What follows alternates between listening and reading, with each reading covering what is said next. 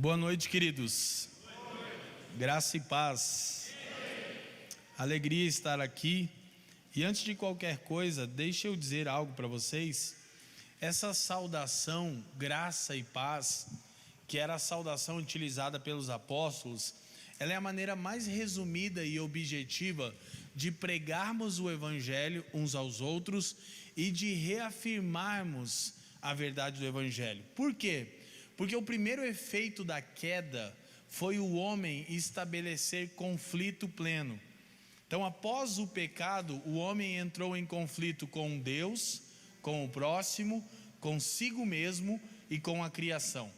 Você se recorda que em Gênesis 3, quando o Senhor indagou o homem se ele havia comido do fruto proibido, o homem disse assim: a mulher, presta atenção, próximo, que você, Deus, me deu. Então houve ruptura no relacionamento que era harmônico com Deus e com o próximo. Depois o homem teve vergonha de si mesmo e tentou promover uma autossalvação escondendo sua nudez. E essa é a razão pela qual nós somos a geração que mais sofre com problemas psicossomáticos e emocionais, porque temos vergonha de nós mesmos por causa do pecado. E depois a escritura diz que a terra se tornou maldita por causa do homem e produziu espinhos e abrolhos, conflito do homem com Deus, com o próximo, consigo mesmo e com a criação. Essa é a evidência do pecado. Mas quando alguém é redimido pelo evangelho de nosso Senhor Jesus Cristo, a primeira evidência é paz com Deus, paz com o próximo, paz consigo mesmo, paz com toda a ordem criada. Amém? Então, quando nos saudamos com graça e paz, ou temos paz por causa da graça, não é uma mera saudação sem sentido, é reafirmarmos e celebrarmos o evangelho de Jesus entre nós. Amém? Assim sendo, graça e paz, meus amados irmãos, aleluia. Olha para quem está do seu lado, intencionalmente, biblicamente, coerentemente, diga graça e paz. Graça e paz, meu irmão. Que alegria, que prazer estar aqui, pastor Robson, obrigado pela insistência, também me empenhei para estar com vocês. Tem sido dias muito intensos, de muito trabalho. Eu sou o Leandro Vieira, como o pastor Robson falou. Sou casado com a Fran, 19 anos. Sou pai do Benjamin, que tem 11 aninhos. O último tricolor da Vila Capanema existente nessa idade. Meu discipulado é forte. Um pastor me disse assim: cara, você é um pastor exemplar no discipulado do teu filho. Eu falei, por quê? Porque ele lê a Bíblia? Não, porque ele torce para o Paraná Clube. Porque você até vai entender eu torcer para o Paraná Clube, porque eu vi a época de ouro do tricolor, né? Não sei se você é coxa, atlético, era surra, era geral em todos vocês. Eu peguei essa época, mas o bem não, né? Não tem nem divisão para jogar. Então, sou pai de um cara que eu acho que eu estou acertando no discipulado. Além de amar Jesus, ele é tricolor da Vila Capanema, aleluia? Que Deus o tenha, o meu time, né? Sou parte do presbitério local da Família dos que Creem, nossa comunidade de fé em Curitiba. Hoje também supervisiono uma rede de igrejas espalhadas pelo Brasil e nas horas vagas me aventuro como escritor. Portanto, quero aproveitar, expor para vocês meu mais recente livro, já está com 2 anos e meio, O Evangelho Completo, Introdução ao Conteúdo, Abrangência e a Atemporalidade da Mensagem. Preste atenção. Eu decidi, meus irmãos, aproveitar a oportunidade que eu tenho de pregar o Evangelho de Jesus no Brasil e no mundo para estimular a minha geração à leitura. Infelizmente, eu sou um cara criado, nascido, criado e ainda vivo no Boqueirão. Boqueirão é meu país, irmão, amém? Aleluia. Dizem que eu saio do Boqueirão, mas o Boqueirão não sai de mim. E infelizmente perdi meu pai muito cedo, com 14 anos, me envolvi com drogadição, liderava o comando Boqueirão da Fúria Independente, só tristeza, né, irmão? E saí da escola muito cedo.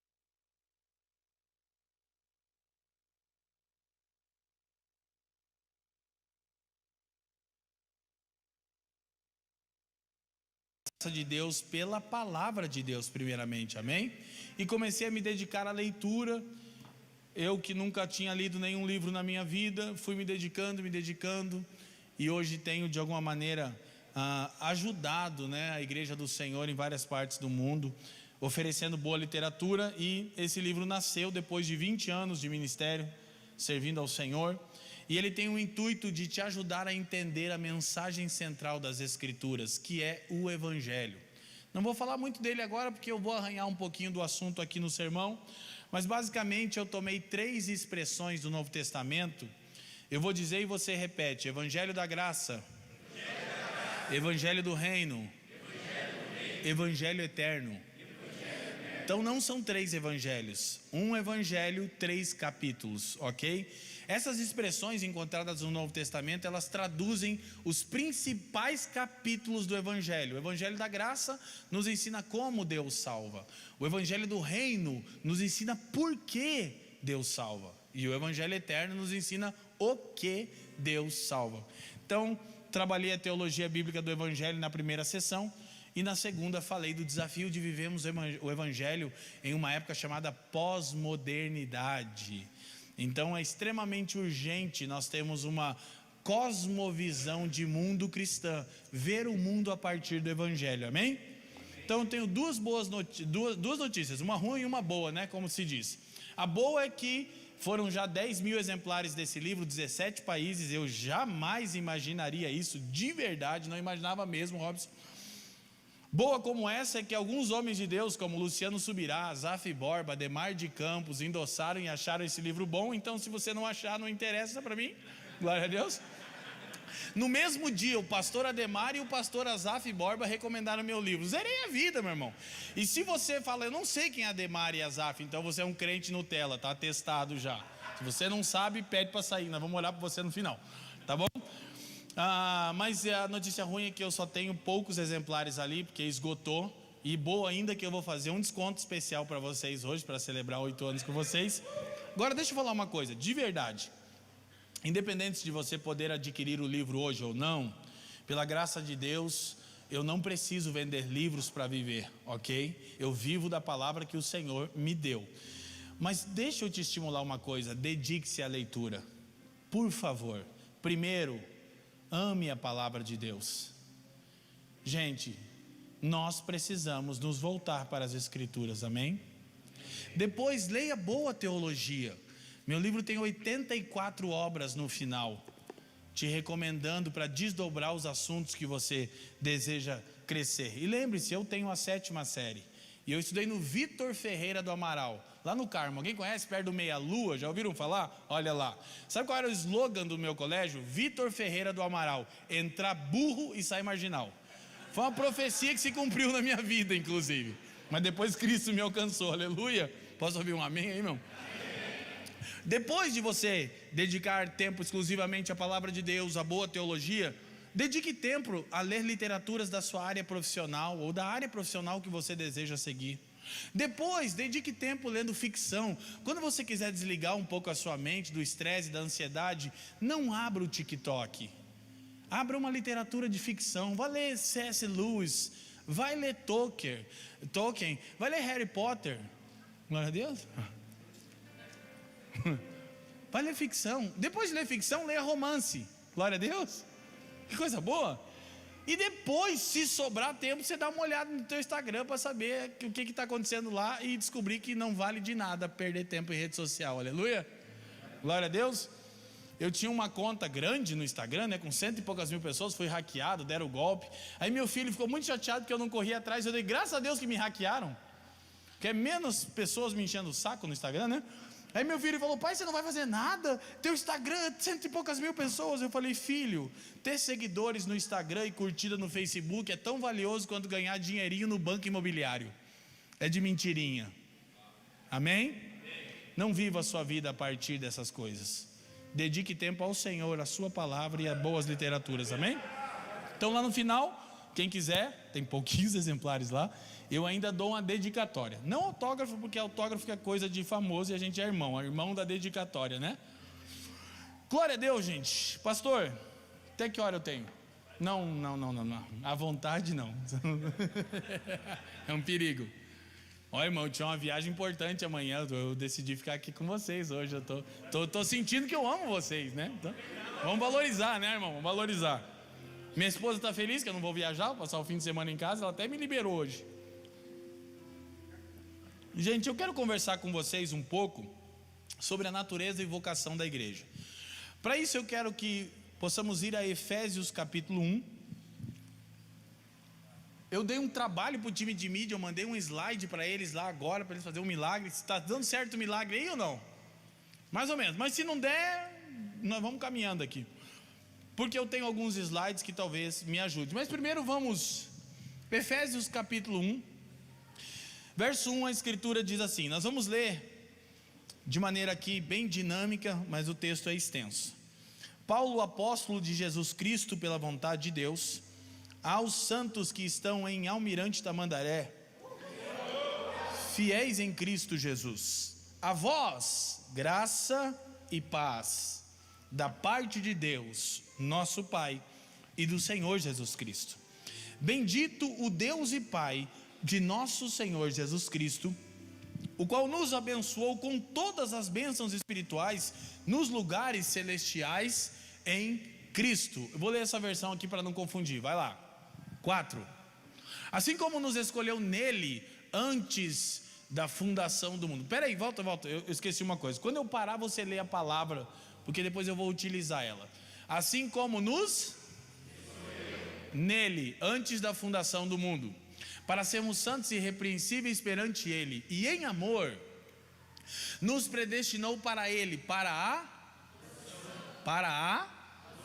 volta lá, gente, o time da mídia está mais rápido que o Batman aqui, para a adoção de filhos, próximo, por meio de Jesus Cristo, segundo o beneplácito de sua vontade, para louvor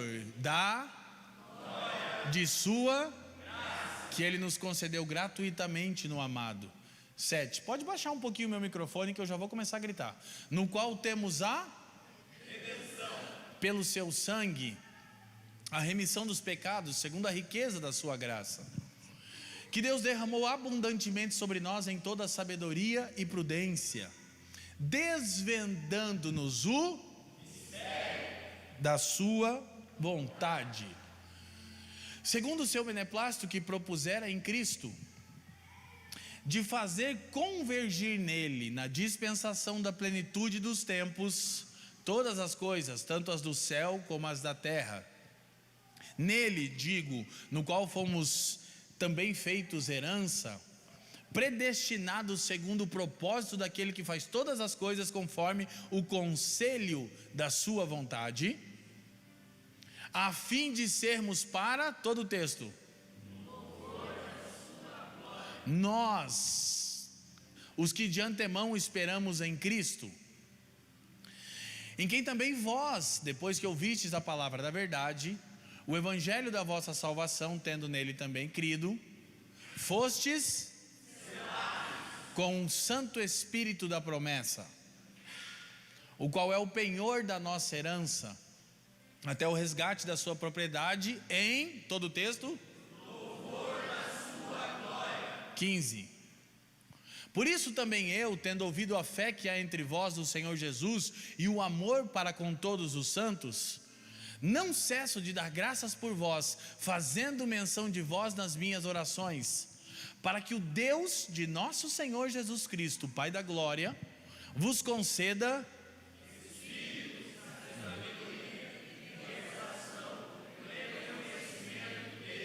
iluminados os olhos do vosso coração, para saberdes qual é a esperança do seu chamamento, qual a riqueza da glória da sua herança nos santos. Amém? Essa é a palavra do Senhor nessa noite para nós. Curva a sua cabeça, eu quero orar. Pai, te damos graças uma vez mais. Erguemos o nome de Cristo Jesus mais alto do que qualquer outro nome sobre os céus da cidade de Almirante Tamandaré, Senhor, e declaramos que Cristo é o Senhor sobre os céus e sobre a terra, sobre vivos e sobre mortos, o Senhor soberano de toda a criação. Pai, eu te peço que nessa noite você faça cessar as muitas inquietações e distrações da nossa alma, a começar pela minha, a fim de que possamos absorver a instrução do seu Espírito mediante a exposição da sua palavra, Senhor. que nada aqui se perca, Pai, mas que tudo seja para a glória do Teu nome, pelos interesses de Cristo e para o bem do mundo. Te peço ainda, Pai, que você derrame sobre nós medida boa de espírito de sabedoria e de revelação nessa noite, a fim de que os olhos do nosso entendimento sejam iluminados e possamos compreender, como lemos as Escrituras nessa noite, a real esperança da nossa vocação. Nós oramos assim, Pai, confiando que essa é a sua vontade, no precioso nome do seu Filho Jesus, e quem crê diga amém. Glória a Deus. Gente, então se for possível o slide, ok, se não, tá tudo bem também, gente. Que ponto que a gente está aí? Tentando fazer o milagre ainda? Moisés está clamando aí na beira do Mar Vermelho, né? Deu certo ou não? Quase, tá bom. Não tem problema, a hora que der você me fala que eu vou utilizar ele aqui para o nosso ganho. Quero conversar com vocês um pouquinho sobre a natureza e a vocação da igreja, uma vez que estamos celebrando 8 anos de comunidade juntos pelo reino aqui em Almirante Tamandaré. E é essencial nós termos uma mentalidade profética, e é essencial a gente corrigir o que a gente entende por profético também. O trabalho é grande. Eu quero suscitar aqui uma discussão para que a gente aprenda de uma vez por todas que esse termo que a gente usa com bastante frequência, que na verdade nem é encontrado na Bíblia, mas que procura traduzir alguma coisa, profético, ou mentalidade profética, ou visão profética, e normalmente ele é abordado de uma maneira equivocada, porque quando eu falo de mentalidade profética ou de visão profética, no sentido de vermos, a gente pensa de alguma coisa que ainda será. Então, se eu falasse, irmão, tem uma visão profética para vocês nessa noite, vocês iam pensar, poxa, que legal, o pastor Leandro vai falar de alguma coisa que acontecerá conosco nos próximos anos. Mas na realidade, visão profética é ver as coisas a partir do supremo propósito de Deus. Ou eu poderia colocar usando as próprias palavras do apóstolo Paulo em Efésios capítulo 3 verso 11, do eterno propósito de Deus. Então, termos uma visão profética enquanto comunidade não é termos expectativa de algo que será, mas é termos a correta leitura daquilo que é. Ok? O que você quer dizer, pastor Leandro? Efésios capítulo 1, eu sou apaixonado por Efésios como um todo, mas Efésios capítulo 1, eu parei ali no 18 para a gente ganhar tempo, vai até o 23 do capítulo 1. Ele tem 3 sessões. A primeira sessão compreende os versos 1 e 2, que é a saudação apostólica e o endereçamento da carta, ok? A segunda sessão vai do verso 3 ao 14, e ela é composta de um hino de louvor a Deus Pai, por causa daquilo que Paulo chamou aqui de bênçãos espirituais. Diga comigo, bênçãos espirituais.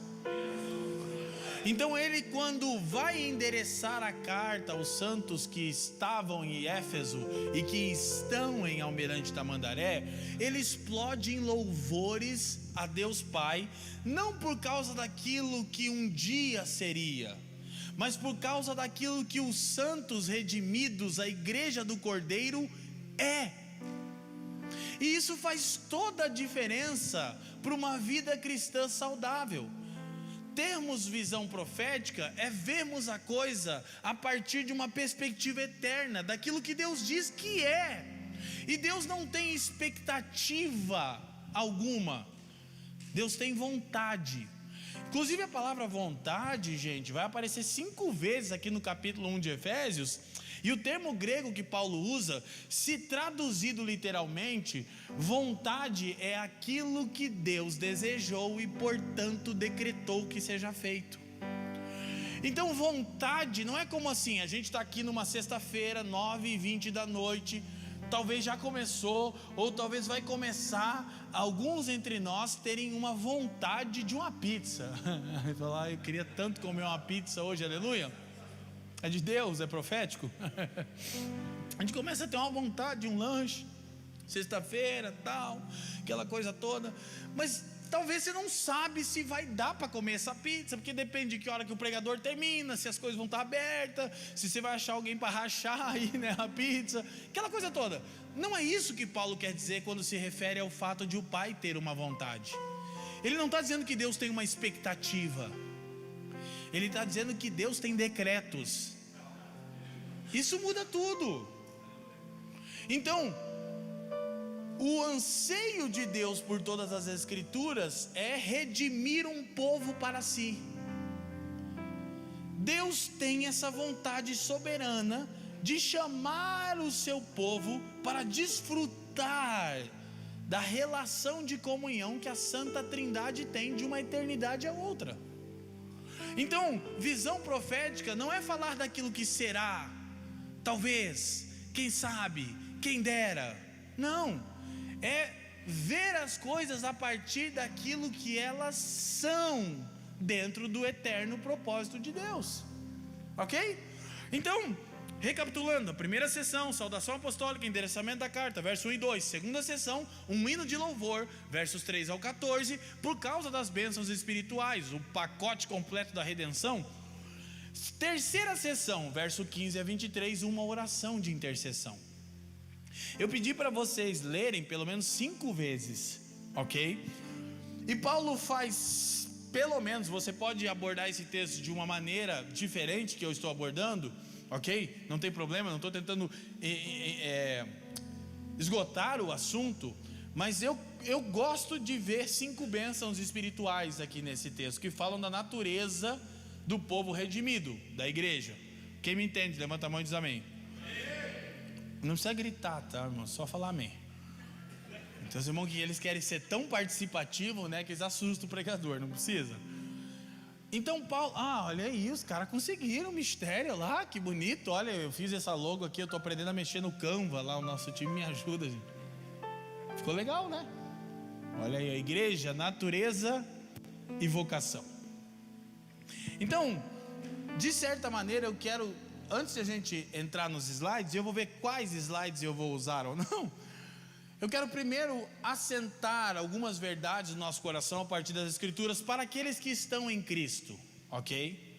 Se você não está em Cristo, você pode confessar o Senhor, se arrepender de seus pecados, para que você goze dessas verdades que nós vamos compartilhar aqui. Isso não são verdades sobre todos os homens, isso são verdades sobre os eleitos de Deus, sobre o povo peculiar de Deus, o povo redimido. Amém? Então Paulo vai falar de 5 verdades. A gente consegue intercalar entre texto bíblico e slide, dá muito trabalho? É claro que eu vim aqui para dar trabalho para vocês. Então, vamos voltar lá em Efésios 1:3. Enquanto ele volta, deixa eu recapitular que eu fiquei feliz que deu certo ali o slide.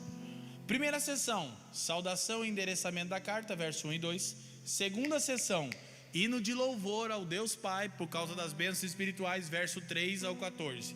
Terceira sessão, verso 15 ao 23, uma oração de intercessão a fim de que os santos entendam aquilo que já são em Cristo Jesus. Paulo faz declarações, pastor Robson, numa outra oportunidade que o Senhor nos der, eu volto nesse texto, vocês vão lembrar, porque eu quero destrinchar ele, mas hoje não, porque eu quero falar dentro desse tema de celebração dos 8 anos da comunidade, mas depois a gente vai já dar um gostinho daquilo que Paulo tem a dizer a partir da revelação divina, de que Deus fez a favor do seu povo, para o louvor da sua glória. Primeira coisa, Efésios é provavelmente a última carta de Paulo, e provavelmente ele está preso. Uma coisa maravilhosa quando você tem visão profética, quando você vê as coisas a partir daquilo que elas são e não das circunstâncias. Vou abrir um parênteses que eu não deveria, por isso que eu demoro, mas eu não consigo, é mais forte do que eu. Quando você olha para o livro de Apocalipse, gente, a gente tem um pouco de dificuldade de entender por causa da linguagem figurativa, e ela é intencional. Basicamente, eu estava em Roma alguns dias atrás, eu estava explicando isso para o meu filho. Cada canto de Roma tem um monumento, assim, um negócio maravilhoso, gente. Eles chamam Roma de a cidade eterna, né? A cidade eterna é a Nova Jerusalém, gente, aleluia. Mas o Império Romano, que foi o maior império de todos os tempos, ele usava muito de monumento e de imagens para relembrar o povo, numa época que você não tinha televisão, tela, do senhorio de César. Então em cada província romana, olha para mim, que você ia, tinha lá um mega monumento ao Império Romano, fazendo com que as pessoas constantemente tivessem diante dos seus olhos e em sua mente a falsa verdade de que César é o Senhor. Que César era Curios, ok? Paulo, quando escreve aos Romanos, ele já começa a carta metendo o pé, porque ele sauda a igreja de Roma e chama Cristo de Curios, de Senhor. Pronto, suficiente para ele ser morto. É um crime político. E João faz o quê? Numa época em que a igreja estava desesperada, pensando que César era o Senhor absoluto e que a igreja sucumbiria à perseguição do Império Romano, João escreve Apocalipse e ele usa a mesma metodologia de Roma. Ele vai usar figuras de linguagem para mostrar que César não é o Senhor. E ele endereça então primeiro uma mensagem de repreensão e de encorajamento às igrejas da Ásia, às 7, Apocalipse 2 e 3. E quando termina, a última igreja é Laodiceia. Isso não é uma leitura cronológica, não vou explicar hoje porque não dá tempo, mas não é cronológica. Laodiceia não fala do último estágio da igreja, como a maioria de nós aprendeu. A igreja do fim dos tempos vai ser fria, vai ser morna e vai ser vomitada. Não. Apocalipse 3 não é o último registro da igreja. Apocalipse 19 é. E ela está vestida de linho fino e puro resplandecente e cumprindo os seus atos de justiça, pronta para encontrar o Senhor, amém? Só para você gravar, diga para você mesmo, Apocalipse 3 não é o último registro da igreja na história. Apocalipse 19 é. Outro dia a gente volta nisso, é importante, porque João quer mostrar que as coisas não são o que parecem ser, que a igreja precisava de visão profética. Então quando ele termina Apocalipse 3, que eu não tinha que estar aqui em Apocalipse 3, porque eu estou em Efésios 1, 3. Agora vai lá, Apocalipse 4 então. Pô, eu volto aqui, para dar trabalho para os caras. É um perigo, o pastor falou para mim ficar à vontade e vou fazer uma salada mista aqui. Olha só. João viu a igreja de Laodiceia morna, Cristo vomitando ela. E aí, poxa, meu Deus, mas se esse é o último estágio da igreja, se César é o Senhor, acabou, não tem esperança. O evangelho não é uma boa nova, é uma mentira. E você pode pensar assim, Leandro, o que tem a ver com nós? Tudo, porque você estava desesperado por causa da eleição. Você se tornou cabo eleitoral e idólatra de um candidato que Deus derrubou, para ver se a igreja aprende que Deus não depende disso, aleluia. É agora que você pensa que eu sou petista, porque você é tão ignorante que não lê a Bíblia. A maioria de nós não entende que essas coisas são práticas, Robson. Não é teologia da academia, teologia das torres de marfim. Durante todas as eleições eu falei, gente, o Cristo é o Senhor. Vamos exercer cidadania, vamos, você sabe, quer discutir política? Eu dediquei 2 capítulos do meu livro para falar sobre política e cristianismo. Vamos discutir, mas não do jeito que a gente estava fazendo, que aquilo ali é alienação, amém? Mas outro dia eu puxo a orelha de vocês por causa disso, glória a Deus. E não precisa de autorização de ninguém, Robson, só do Senhor para ensinar o evangelho, glória a Deus. Costumo dizer que no púlpito eu não tenho amigos, nem parentes, eu tenho um Senhor a quem eu vou dar conta. Então aqui em cima não tenho amizade nenhuma com você. Não sou marido da Fran nem pai do Benjamin. Sou escravo de Cristo. Amém? Claro que eu não sou um estúpido, não é isso que eu estou dizendo. Mas não uma, nem 2, nem 10. Eu desço do púlpito e minha esposa disse para mim, pegou duro hoje. Eu disse, saí da verdade. Ela disse, não. Eu disse, então toma um copo de água que desce mais fácil. Aleluia. Aí você vai dizer estúpido. Não, o nome disso é zelo e temor. Porque um dia eu vou estar diante do Senhor e Ele vai dizer, eu te dei o privilégio de pregar o evangelho e você contou a história da carochinha. Glória a Deus. Então voltemos. Aí João, capítulo 4 de Apocalipse, que tem tudo a ver com o que eu estou falando de visão profética. Já volto para Efésios, a visão profética que temos que ter da igreja, de quem somos. Depois dessas coisas, aquele caos, as igrejas sendo repreendidas, olhei e eis não somente uma porta aberta no céu. Continua. Como também a primeira voz que ouvi, como de trombeta, falar comigo, dizendo: sobe. Olha o que é visão profética. João, você está vendo de uma perspectiva errada. Você está aí embaixo, vendo o caos da igreja e vendo César como Senhor. João, sobe aqui. E olha a primeira coisa: e te mostrarei o que deve acontecer depois dessas. Olha a primeira coisa, escuta, segura o texto. Primeira coisa que João vai ver no mundo onde o Império Romano havia alcançado o ápice, e César reivindicava para si, por meio de uma cerimônia chamada apoteose, divindade. César tinha chegado ao ponto de dizer: eu sou um Deus. Primeira coisa que o Senhor mostra para João. Próximo. Imediatamente eu me achei em espírito, e eis armado no céu João, as coisas não são como parecem ser. Quem reina soberanamente de uma eternidade a outra não é César, é o Senhor. Olha para mim, isso deveria mudar o jeito que você vive dia após dia.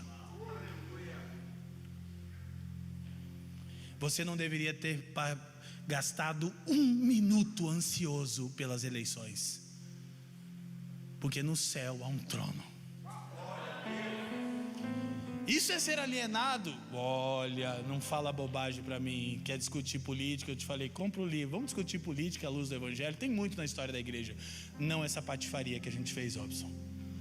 E o Senhor, por misericórdia, venceu a igreja nas eleições. Deus é 13, Deus é Lula, Deus é PT. Amém? Amém? Porque toda a autoridade é instituída por e também não é o Xandão que está no trono, é Cristo Jesus. Glória a Deus. Faz o L aí, irmão, porque Deus fez o L. Oh, meu Deus, ele deve ser um esquerdopata, querido. Vai ler Bíblia, meu irmão. Se arrepende da sua incredulidade, da sua ansiedade e da falta de ver as coisas como de fato são. Amém? Difícil dizer amém. Olha, chega a queimar a garganta da crentaiada que não lê Bíblia. Ai, pastor, eu não entendi. Claro, você não lê a Bíblia, não tem como entender.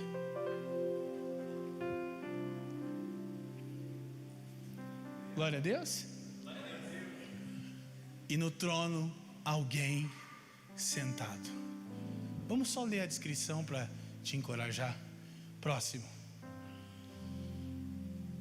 E esse que se acha sentado é semelhante no aspecto a pedra de jaspe e de sardônio. Ele continua. E ao redor do trono há um arco-íris semelhante no aspecto. Querido, João não consegue traduzir o que está vendo. Sabe por quê? Porque quando a palavra que é declarada de uma eternidade a outra, escuta, é santo. E santo não é separado. Santo é separado no grego, tem outro sentido. Santo em hebraico, a etimologia da palavra significa incomum. E quando os 24 anciões, os 4 seres viventes, miríades de seres angelicais, olham para o que está assentado no trono, uma única coisa sai de seus lábios: incomum, incomum, incomum, incomum. Nada, nem ninguém é semelhante a você. There is no I like you. E a gente poderia continuar, e aí Apocalipse se desdobra daqui. Aí João começa a ver: nossa, eu pensei que estava tudo acabado. Eu pensei até que César era o Senhor. Quem está me entendendo? Então agora a gente volta para Efésios. Primeiro, para ver o mundo, tá bom? Aprenda a ver o mundo da ótica de Deus. E depois ele vai ver o Cordeiro digno de desatar os... Sabe o que é aquele livro? É o livro que tem a história da humanidade. E só tem um que pode quebrar os selos, olha para mim, e permitir que a história se desdobre como Deus disse que seria. Isso é visão profética. É ver as coisas como Deus vê. Não é o que pode ser, é o que é. Aí você pode ser um órfão, morador do Boqueirão, que tem a 7ª série e que torce para o Paraná Clube, e ainda assim andar o mundo pregando o evangelho a doutores e senhores. Por quê? Porque Deus disse que seria assim. Legal o evangelho, né, gente? Não é que funciona o evangelho? Quem me entende aqui nessa noite? Alguns já foram embora achando que eu era Lula livre e tal, mas os irmãos estavam tão perturbados que o Cano fazia gol e fazia a letra do filho dele e achavam que ele era lulista. Glória a Deus. Voltemos para Efésios 1:3. Vou começar a pregar agora, amém, gente? Terminada a introdução. Então diga: visão profética é ver as coisas como elas são, e não como talvez, quem sabe, quem me dera, poderia ser. Aí, se você está em Cristo, Paulo está louvando a Deus pelas bênçãos espirituais, Deus e Pai de nosso Senhor Jesus Cristo. Vamos lá. Que nos vai abençoar? Ai, que Deus te abençoe, meu irmão. O que Paulo tem a dizer sobre os redimidos? Querido, só uma perguntinha. Não é perguntinha para arrancar amém. Tenha temor. Quem aqui está em Cristo e tem convicção porque deposita confiança exclusiva nele? Diga amém. Eu não posso afirmar que esse teu amém é verdade, só o Senhor sabe. Vou partir do pressuposto que você deposita a sua esperança exclusivamente em Cristo Jesus. Amém? Se isso é assim com você, você está nele. Então Paulo tem a dizer uma coisa. Primeiro, ele já te abençoou. Eu vim ouvindo Jason Upton. Uma das minhas preferidas de Jason Upton é uma música sobre o Salmo 23. Certamente que a bondade e a misericórdia me seguirão todos os dias da minha vida. E ele diz: eu habitarei seguro para sempre na casa do Senhor. Coisa gloriosa, amém? Então ele diz: com toda sorte de as duas palavrinhas, bênção nas regiões celestiais, hein? Então olha só, tem que ver do céu para a terra, irmão, senão não dá certo. Da terra para o céu está um caos. Mas se ver do céu para a terra, está tudo ok, está tudo realizado. Então eu vou repetir isso aqui várias vezes, intencionalmente. Talvez eu nem vou tão adiante com o que eu ia, eu vou inverter, eu vou ficar nisso aqui, que é a mesma coisa de outro jeito. Que eu sinto que é importante talvez confirmar vocês nessas verdades. Vamos ver até onde a gente consegue caminhar. Vai ficar em aberto essa mensagem para a gente concluir em outra ocasião. Primeira bênção espiritual. Antes, o que é ou o que são as bênçãos espirituais? Ouça isso. Eu quero muito, em nome do Senhor Jesus, que você grave isso. E se você entender isso, eu me dou por satisfeito com o sermão de hoje. Bênçãos espirituais são todos os recursos que Deus o Pai nos deu graciosamente em Cristo Jesus, a fim de que pelo Espírito nos tornemos e cumpramos aquilo que originalmente Ele nos criou para ser e fazer. Amém? Amém? Agora eu vou pedir para você repetir, porque é pedagógico, tá bom? Diga comigo: bênçãos espirituais são todos os recursos que Deus o Pai nos deu graciosamente em Cristo Jesus, a fim de que pelo seu Espírito nos tornemos e cumpramos aquilo que originalmente fomos criados para ser e fazer. Vou ficar repetindo isso em alguns momentos, pedagogicamente. Bênçãos espirituais são todos os recursos que Deus o Pai nos deu graciosamente em Cristo Jesus, a fim de que pelo seu Espírito eu me torne e cumpra aquilo que originalmente fui criado para ser e fazer. Amém? Por que é importante lembrar isso? Porque Paulo diz, volta o verso 3, no finalzinho ali, que Deus já fez. E aí a maioria de nós vai dizer amém, mas ao olhar para o nosso comportamento, fica evidente que essas verdades não estão internalizadas em nós. É por isso que depois do hino de louvor que Paulo oferece a Deus pelas bênçãos espirituais, por aquilo que Deus já fez, ele ora pelos irmãos. E ele não pede mais coisa nenhuma. Nunca na oração dos apóstolos tem a palavra mais. Curioso, né? Sabe por quê? Porque um apóstolo era alguém que tinha visão do eterno propósito de Deus. Então, uma vez que eu sei o que Deus fez, como é que eu penso, Deus dá mais alguma coisa para o teu povo? Não, a única coisa que Paulo pede é entendimento aberto, olhos do coração iluminado. Para quê? Para que você veja o que já é em Cristo Jesus. Quem está me entendendo? Então você não precisa de mais nada. Presta atenção no que eu vou te dizer e guarda isso no seu coração, irmão. Parem com essa loucura de que vai ter uma conferência não sei aonde e que eu tenho que ir lá, porque senão eu não vou estar dentro do que Deus está fazendo. Querido, esteja em Cristo. Amanhã vai ter a conferência de Zuscop em São Paulo, da qual eu sou um dos fundadores. Pastoreei o Douglas desde cedinho. Amanhã é a maior conferência nossa, 13.000 pessoas. Eu não vou, porque o Senhor falou para eu ficar em casa. 13.000 pessoas. O Senhor falou, fica, Leandro. Ok, Douglas, não posso. Vou em Almirante Tamandaré. Legal, né? Não é porque vocês são legais, não. É porque o Senhor quer. Eu particularmente não sei porquê. Se eu fosse escolher na carne, onde que você acha que eu ia? Fica aí. Eu até ia sair daqui para lá. Eu te falei, vou pegar o carro e meter o pé. Mas o Senhor falou, vai meter o pé para lugar nenhum, volta para casa.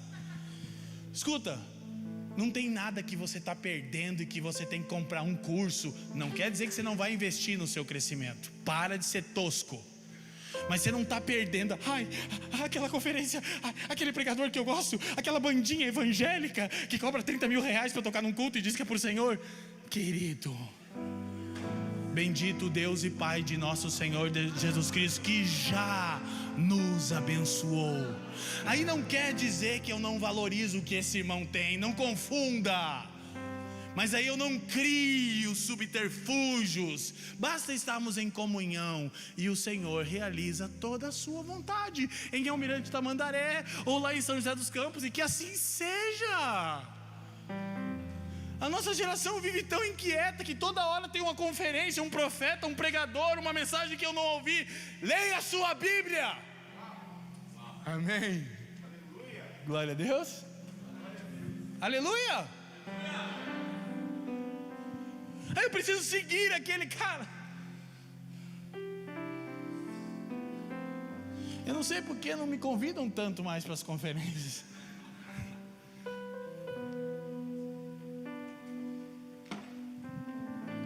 Tá como meu filho falou para mim, pai, agora você não tem mais um Instagram grande, você é um mero irmão. Eu disse, até que enfim, eu sou um mero irmão. Aí a gente estava lá em Roma, contar que a gente está aqui em família, amém, gente? Vou abrir um parênteses daquele que não pode na mensagem. A gente está lá em Roma, 1h da manhã, numa viela em Roma. Eu, a Fran e o Ben, depois de comer um carbonara maravilhoso, tomar um vinho italiano daquele assim que o Brasil glorifica. Estamos indo para casa pegar Uber, porque nós é pobre. Se chamasse o Uber daquele bairro que a gente tava, ficava 40 euros, mano, vezes 6, ninguém aguenta, né? Aí a gente ia lá para uma avenida que a gente descobriu que tinha na avenida Uber ficava mais barato. Aí estamos indo nós lá, né? De repente, 1h da manhã, numa viela em Roma, alguém grita, Pastor Leandro Vieira. Eu falei, ai meu Deus, eu não tenho paz em lugar nenhum. Aí era uma irmã e tal, que legal te encontrar aqui, tira uma foto. Aí tiramos, estou acostumado, né? Aí a gente saiu, meu filho, é um mero irmão reconhecido em Roma, né, pai? Aí eu falei para ele, respeita teu pai, que teu pai está sem clube, mas não perde a passada, ó. Glória a Deus, gente, amém? Só para vocês relaxar, que eu senti que vocês estavam muito preocupados. Voltemos ao que nos interessa. Volta para o texto de Efésios. Esses slides aqui, um dia eu vou usar ele aqui, vai ser bem legal. Então Paulo diz: Deus é bendito porque Ele já realizou. 1:4 a gente está, de Efésios. Então vou dizer de novo: bênçãos espirituais são todos os recursos que Deus o Pai nos deu graciosamente em Cristo Jesus, a fim de que pelo Espírito nos tornemos e cumpramos aquilo que fomos criados para ser e fazer. Diga assim: Deus já me deu tudo. O que eu preciso é de olhos iluminados. Querido, Paulo diz: eu não cesso de orar por vocês a mesma oração. Eu tenho pregado isso há, sei lá, uns 14, 15 anos, Robson. Quase toda mensagem minha eu paro em Efésios 1:17. Senhor, dá ao seu povo e a mim espírito de sabedoria e revelação, a fim de que vejamos que você já fez tudo. A vida muda. Escuta, a vida não muda porque eu estou com o bolso cheio de dinheiro. A vida não muda porque eu sou um pregador famoso. Tem gente que acha que é isso. Deixa eu falar uma coisa para vocês. Eu já disse para vocês, eu moro no Boqueirão até hoje, nascido e criado. Eu moro de aluguel. Só que eu estava pregando o evangelho na Itália semana passada. Depois vou a Londres. E algumas pessoas acham que eu, como a maioria, vendi a mensagem. Mas não, quando você não vende, o custo é alto. Mas a glória é eterna. Eu tenho um carro financiado, que é mais do banco do que meu. Mas você vê eu manobrando ali, você vai achar que é meu. Aí tem uma Bíblia no porta-luva. E você pode achar que eu sou um coitado. Não, coitado é de quem perverteu o que recebeu do Senhor. Sabe por que eu sou satisfeito em Jesus? Porque quem muito foi perdoado, mais ama. Eu estou com quase 42. Eu vou confessar para vocês que eu estou começando a entrar naquela fase de pensar: se porventura eu faltar, a Fran e o Ben não tem nada além de irmãos. Só que pode faltar tudo. Se não faltar irmão, não vai faltar nada. Amém? E talvez eu consiga dar para o meu filho o que eu não tive, talvez não. Mas eu quero que ele se lembre de uma coisa: meu pai amava o Senhor intensamente.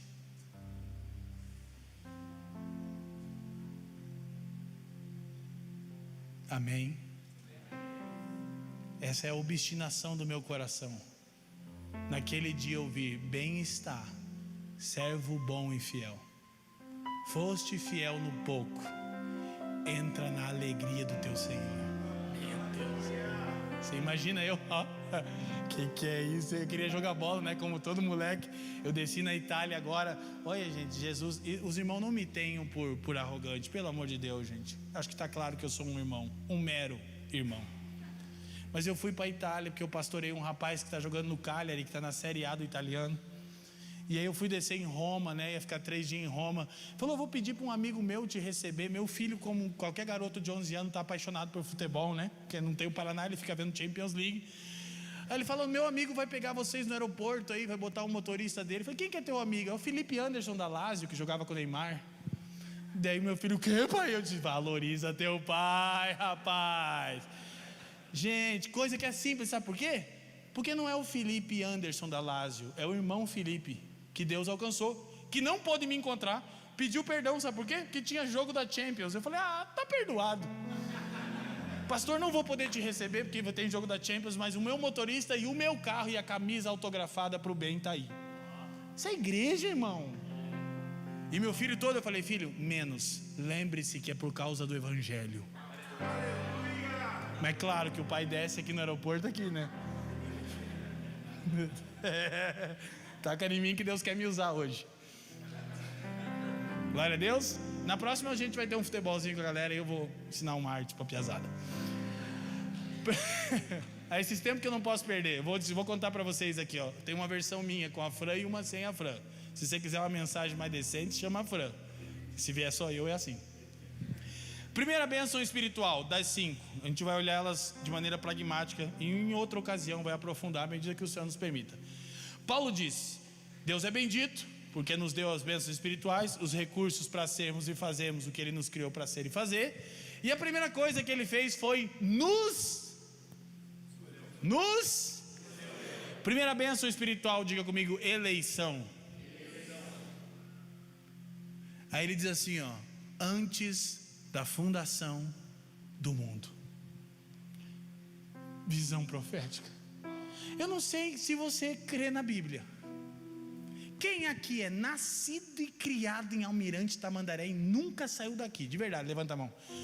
Bastante gente. Almirante é feio, né, gente? Vou falar a real. Não, né? Feio que dói. Feio. Até o Boqueirão é mais bonito que Almirante. Almirante é feio. Uma vez eu vim visitar o irmão aqui, ele morava num bairro chamado Tranqueira. Uma desgraceira, né? Almirante?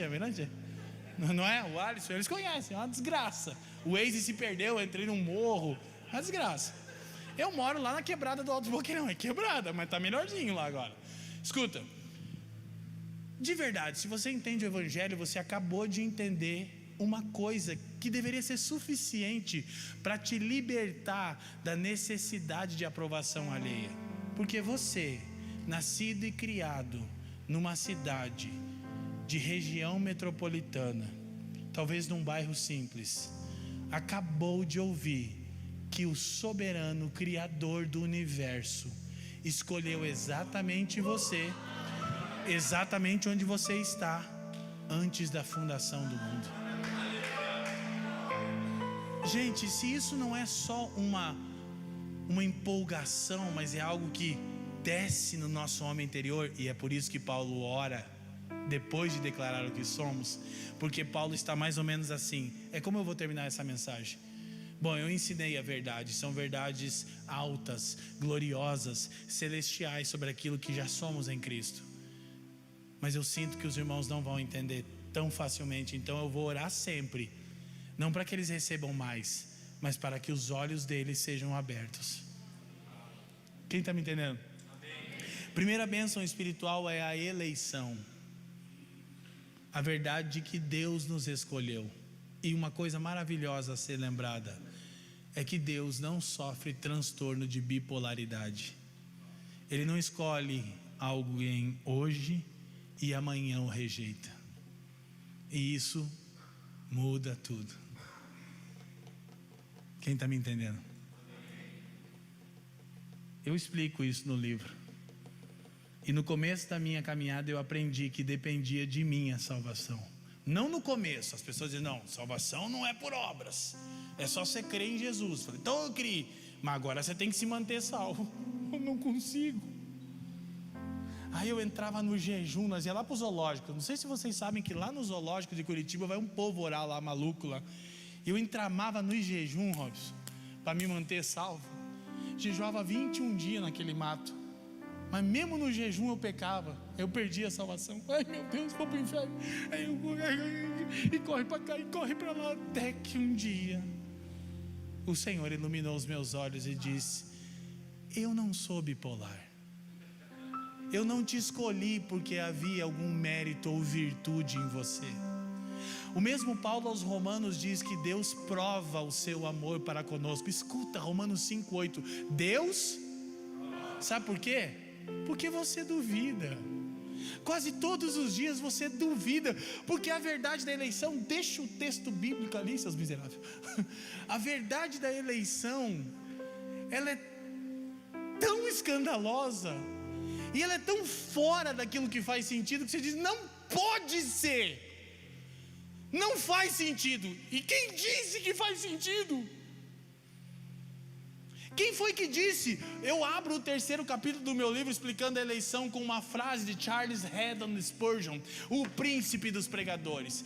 Ano passado eu estava em Londres, e aí eu tinha só 4 dias, Anderson. E o pastor falou, nós temos um dia de folga, e nós vamos no tabernáculo que Spurgeon pregava. E eu disse, aleluia. E depois nós vamos visitar a capela onde o Dr. Mark Lloyd Jones pregava. Eu disse, aleluia. E depois vamos na casa de John Wesley, aleluia. E o Espírito Santo disse para mim, você não veio aqui passear, pega esse dia, reúne o povo, prega o evangelho. Eu disse, uau, porque não é você, seu miserável. Fiquei bravo. Falei, Senhor, eu tenho culpa com esses crentes meia boca. Aí eu não pude ir, quem sabe um dia eu vou. Vocês estão rindo, seus miseráveis? Falei, pastor, reúne o povo no dia de folga. Não, teu dia de folga, eu não vim aqui passear. Não é legal. Eu vim aqui entregar por completo aquilo que o Senhor me deu. Eu quero ensinar a palavra. Aí o Spurgeon diz assim, mais ou menos assim, nas minhas palavras: eu creio na doutrina da eleição, no fato de que Deus me escolheu e não eu, porque olhando o tipo de vida que eu levava, certamente eu não estava procurando a Deus. E ele diz, e eu creio que Deus deve ter me escolhido antes do ventre da minha mãe. Volta o versículo ali atrás. Porque ele diz assim, porque após isso, ele jamais faria, olhando para o tipo de vida que eu levava. E ele diz assim, eu estou convencido de que Deus me escolheu por razões ainda desconhecidas para mim mesmo, pois olhando para mim, eu nunca encontrei motivo algum que justifique ser tão amado assim. Charles Haddon Spurgeon, o príncipe dos pregadores. E um dia eu entendi, não apenas como eu estou proclamando, desceu no meu homem interior. Deus me elegeu pela sua graça. Negócio assim. Aí Paulo tem mais a dizer, e eu poderia passar a noite inteira. E Spurgeon diz, eu cito ele aqui no meu livro, que se você botar um jovem, Robson, no seminário, não é o Leandro Vieira que disse isso, Charles Haddon Spurgeon, e ele estudar 5 anos a Bíblia, mas desprezar a doutrina da eleição, ele jamais entenderá do que se trata o Evangelho, porque essa é a mais escandalosa de todas as doutrinas do Evangelho. Deus te escolheu e me escolheu quando ainda éramos pecadores. Acho glorioso. Te liberta do fardo da aprovação alheia. Mas aí tem o seguinte, mas espera aí, eu não perco a salvação? Não, porque a salvação é um presente, não uma recompensa pelo seu desempenho. Mas então, nós vamos viver de qualquer jeito? Não, olha qual é a evidência de alguém que foi eleito, nos escolheu nele antes da fundação do mundo.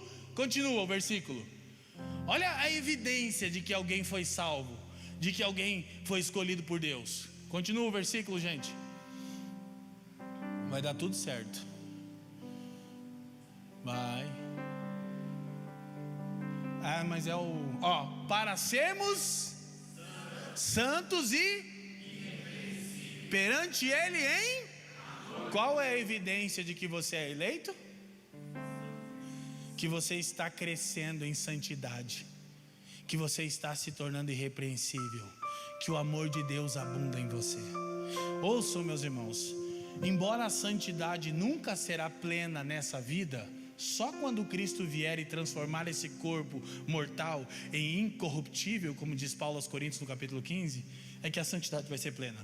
Mas, embora a santidade nunca seja plena, ela tem que ser crescente na vida de um nascido de novo.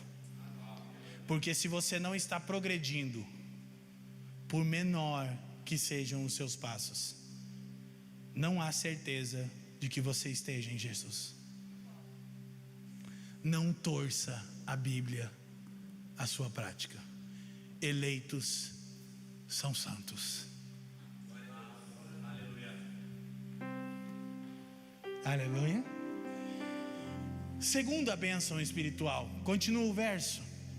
Aí Paulo diz: e nos predestinou para Ele, para a de filhos. Segunda bênção espiritual, a adoção. Você sabia de uma coisa? Depois do pecado, todos os seres humanos nascem órfãos. Eu disse todos, porque Romanos 3:23 diz: todos pecaram e separados foram da glória de Deus. Olha para mim.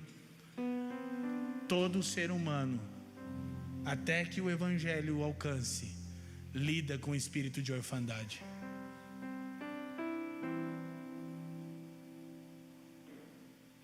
Escute, eu estou testemunhando para encorajar vocês. Não é sobre mim, é sobre o Evangelho, por favor.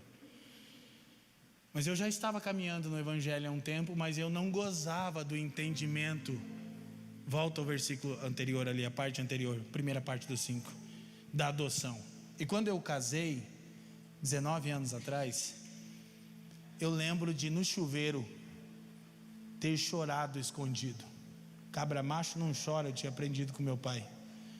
Graças a Deus eu deixei de ser macho à luz deste mundo, né?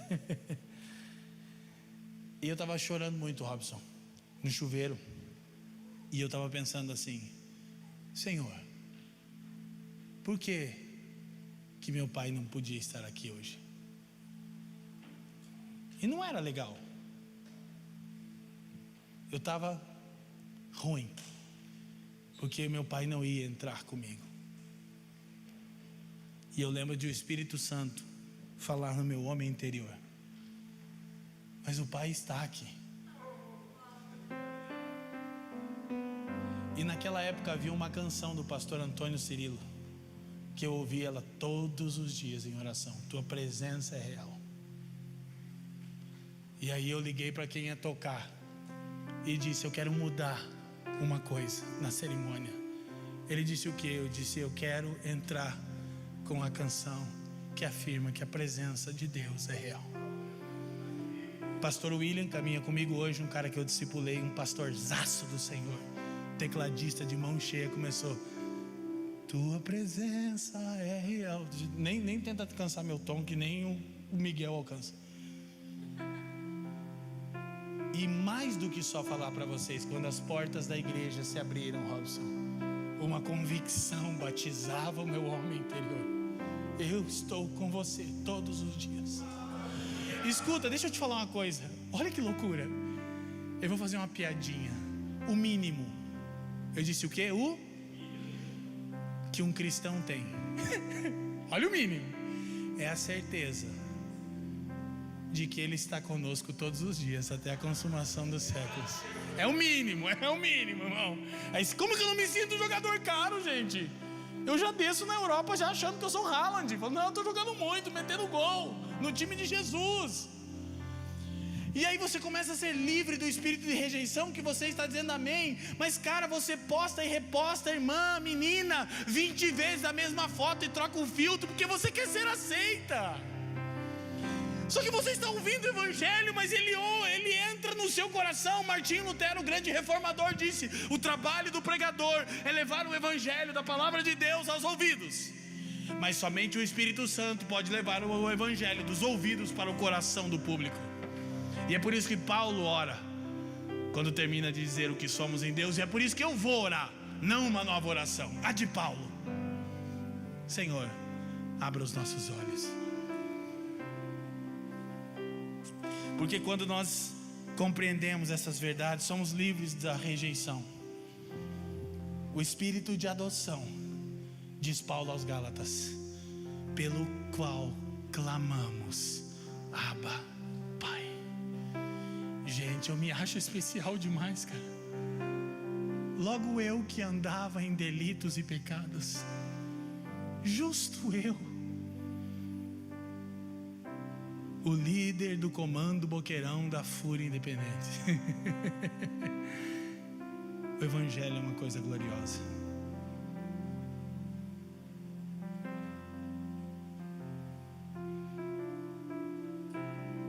Todos os dias eu me pego pensando: são 23 anos. Bendito Deus e Pai de nosso Senhor Jesus Cristo.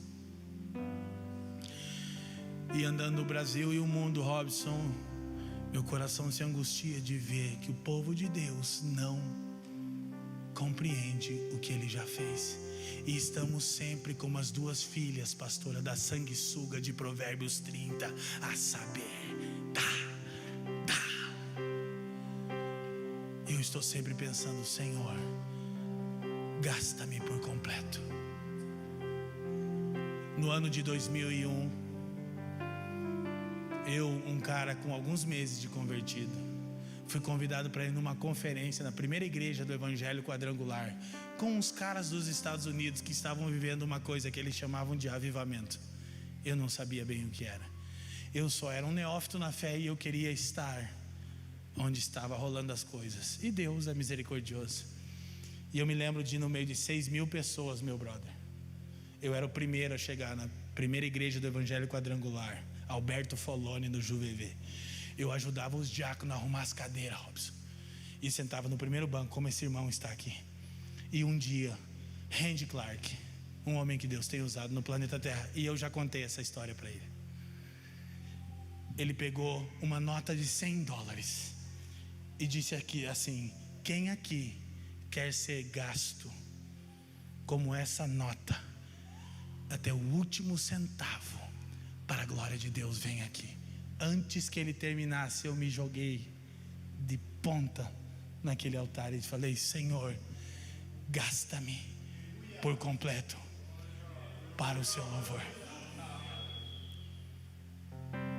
Se passaram muitos anos, e um dia eu estava vindo de algum lugar que eu não lembro onde, exausto. Tinha caído o primeiro dente do bem e eu estava fora.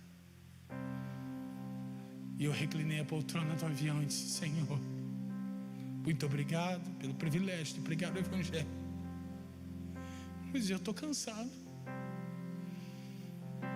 Eu queria ficar um tempo em casa com o Fran, com o Ben.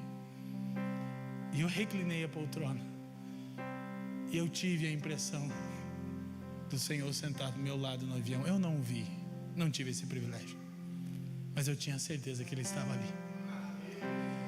E num tom tanto irônico eu senti o Senhor dizer: você se lembra? Até o último centavo. Eu ri e chorava. Era o moço que falava: você está bem? Eu falei: very good. Estou muito bem. Quem está me entendendo? E algumas pessoas dizem que eu sou muito radical, e eu acho que eu sou mole pra caramba. Eu acho que eu sou ainda uma piada. Eu acho que eu ainda não tenho honrado o Senhor como Ele merece. E faça você sua autoanálise. Paulo continua. Digam comigo: eleição, adoção. Vamos lá, vamos correr. Aí ele diz: agora eu quero que você entenda. Próximo. 3 vezes ele vai falar isso aqui, ó. Olha só, Leandro, mas por que Deus agiu tão graciosamente ao nosso favor? Porque daí você pode virar o Evangelho Coaching, se parar aqui. É ao nosso favor, mas Paulo diz que o porquê é para o louvor da sua glória, como o irmão disse. Mas escuta, meu irmão, é um hino de louvor, verso 3 a 14. Verso 6, Paulo diz, ele está dizendo: Deus nos elegeu, Deus nos adotou. A gente vai continuar. Aí ele diz assim, ó: para o louvor da sua glória. Verso 12, pula lá e volta aqui. Olha lá, verso 12: a fim de sermos. Verso 14, o final do verso 14. A gente vai voltar lá no 6. Até o resgate da sua propriedade. Então, quando você está orando aquela oração que você não deveria fazer depois dessa pregação, até aqui está tudo bem, mas depois você deveria mudar. Deus, qual é a tua vontade para a minha vida?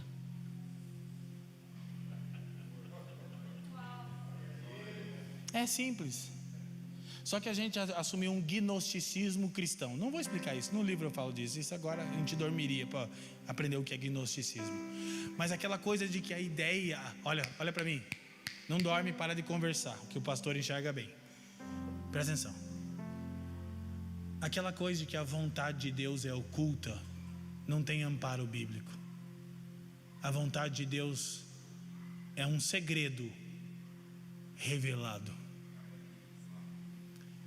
E Paulo diz que tudo que Deus fez a favor do povo redimido, fez para o louvor da sua glória. Portanto, o catecismo maior de Westminster, quando 122 dos maiores teólogos do planeta se reuniram na abadia de Westminster, em Londres, tem fotinha lá em frente, e olharam por todas as escrituras 6 meses, a primeira declaração deles sobre o que a Bíblia diz é que o fim do homem, ou o objetivo principal do homem, é glorificar a Deus e desfrutá-lo para sempre.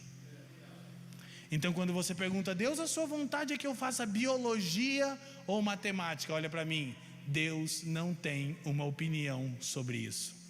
Eu já li a Bíblia toda, várias vezes. Ele não opina no seu curso superior. Ele quer que você responda se é por meio da matemática ou da biologia que você vai glorificá-lo e desfrutá-lo para sempre. Deus não quer saber se você coloca uma camisa preta ou branca.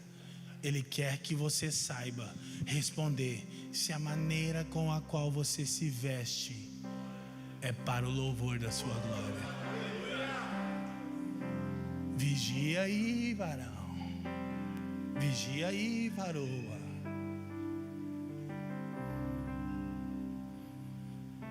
Não é oculta a vontade de Deus é que vivamos para o louvor da sua glória. E basicamente como que isso vai ser possível? O próprio Deus faz. Como assim? Nos molda a imagem do seu Filho pelo Espírito. Terminei a mensagem aqui, mas eu vou continuar. Mas já terminei, é spoiler. A vontade de Deus é que você viva para o louvor da sua glória. Você só pode alcançar isso quando você for semelhante ao Filho de Deus. Aí você diz: lascou, Leandro? Exatamente. Mas Deus deu jeito nisso. Diga graças a Deus. Agora a gente vai chegar nisso, que eu já cantei a bola. Já é spoiler do sermão. Terceira bênção espiritual, verso 7 agora. Diga comigo: eleição. Adoção. Verso 7. No qual temos a redenção. O que é redenção? É pagamento da dívida. Então, além de você na eleição vencer a necessidade de aprovação, na adoção vencer o espírito de rejeição, na redenção vencemos a culpa. Porque essas são as coisas que nos paralisam, meu irmão: necessidade de aprovação, rejeição e culpa. E a gente fica nesse ciclo a vida toda. Mas redenção significa que Cristo pagou plenamente a dívida que nos era contrária. Como diz Colossenses 2, 14 e 15, cravando-a na cruz do Calvário. Olha só, não faltou nada. E de novo, vou ficar na superfície, mas se essas doutrinas são internalizadas em nós, tudo muda. E não precisa você falar que mudou, as pessoas saberão. Que a nossa geração carece tanto de aprovação que virou moda fazer aqui, ó. Tô aqui no secreto aqui, ó, orando. Gente, tô no meu secreto aqui. Tá rindo, né? Nossa, cara, eu falo: meu Deus, que saudade dos crentes igual a minha mãe, a irmã Elisete, faca na caveira. Da minha vozinha Joraci, que orava pelo Luiz Hermínio quando ele era um cheirador de cocaína, líder do círculo de oração da Assembleia de Deus do bairro Fazenda de Itajaí. Ali o pau quebra, o pau quebra. Eu citei ela no meu livro, presenteei: vó, tá aqui meu livro. Fui visitar ela esses dias. E aí, dona Jora, tá lendo? A avó não entendeu nada, mas a avó tem orado por você, meu filho. Eu digo aleluia. Falei: tá bom, vó. Quem está me entendendo? Estou no secreto aqui, queimando de amor por Jesus. Cara, sai dessa, por favor. Sai desse frenesi maluco da pós-modernidade. Eu dei um trabalhão para explicar o que é pós-modernidade, que a gente precisa lidar com isso. Eu vou me convidar. Aí depois você vê se você aceita.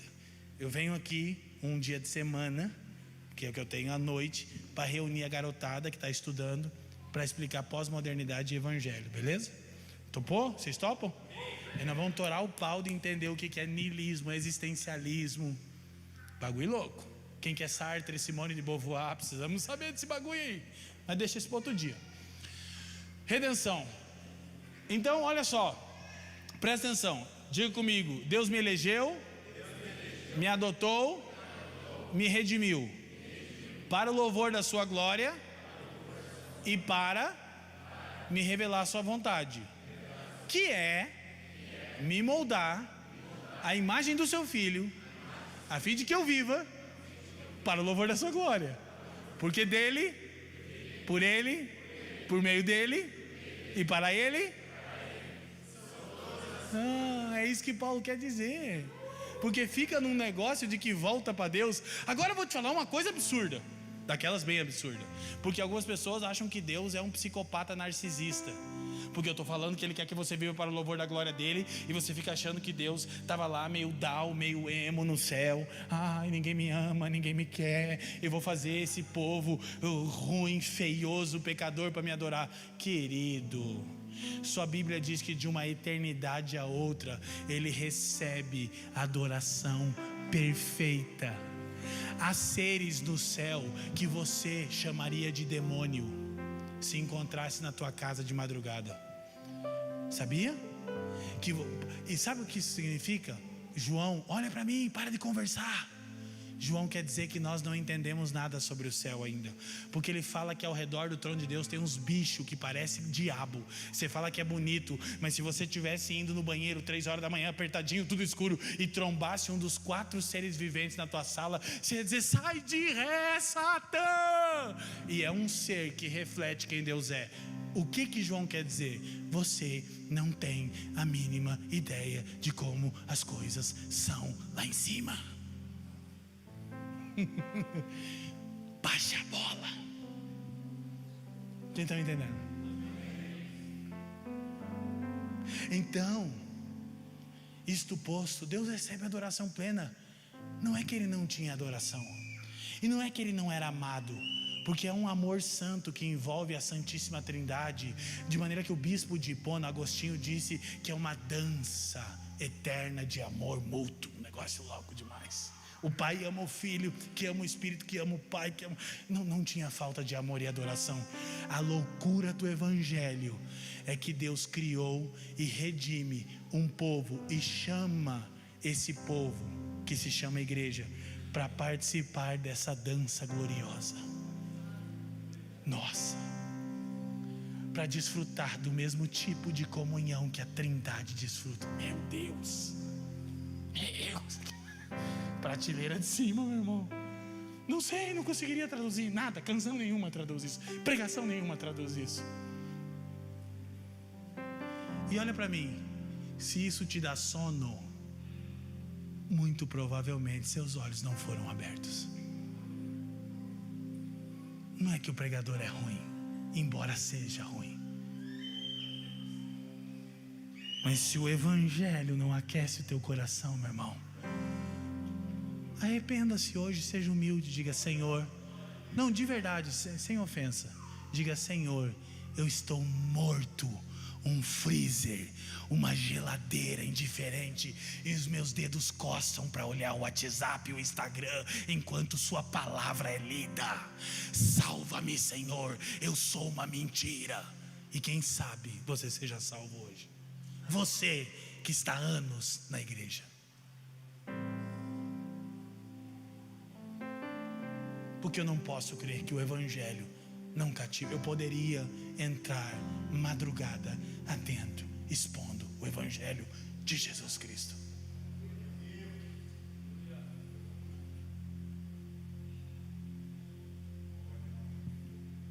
Não há tempo a perder, meus irmãos, amém? Então, por que Deus nos adotou, nos redimiu e nos elegeu? Aí Paulo diz, quarta bênção espiritual: eleição, adoção, redenção. Verso 9, olha só que coisa linda. Eu já disse qual que é, mas vamos terminar agora. 10:20, posso terminar 10:30, pastor? Quem me dá 10 minutinhos para encerrar, gente? 10, 20, 30, 40. Obrigado, gente, tá? Olha só, olha que coisa linda. Qual que é a quarta bênção espiritual? Primeira bênção espiritual, eleição. Segunda bênção espiritual, adoção. Terceira bênção espiritual, redenção. Quarta bênção espiritual, revelação da vontade de Deus. Ele não deixou oculto. Paulo diz, leiam comigo a primeira palavra em alto e bom som. 1, 2, 3. Mais uma vez, 1, 2, 3. Mais uma vez, 1, 2, 3.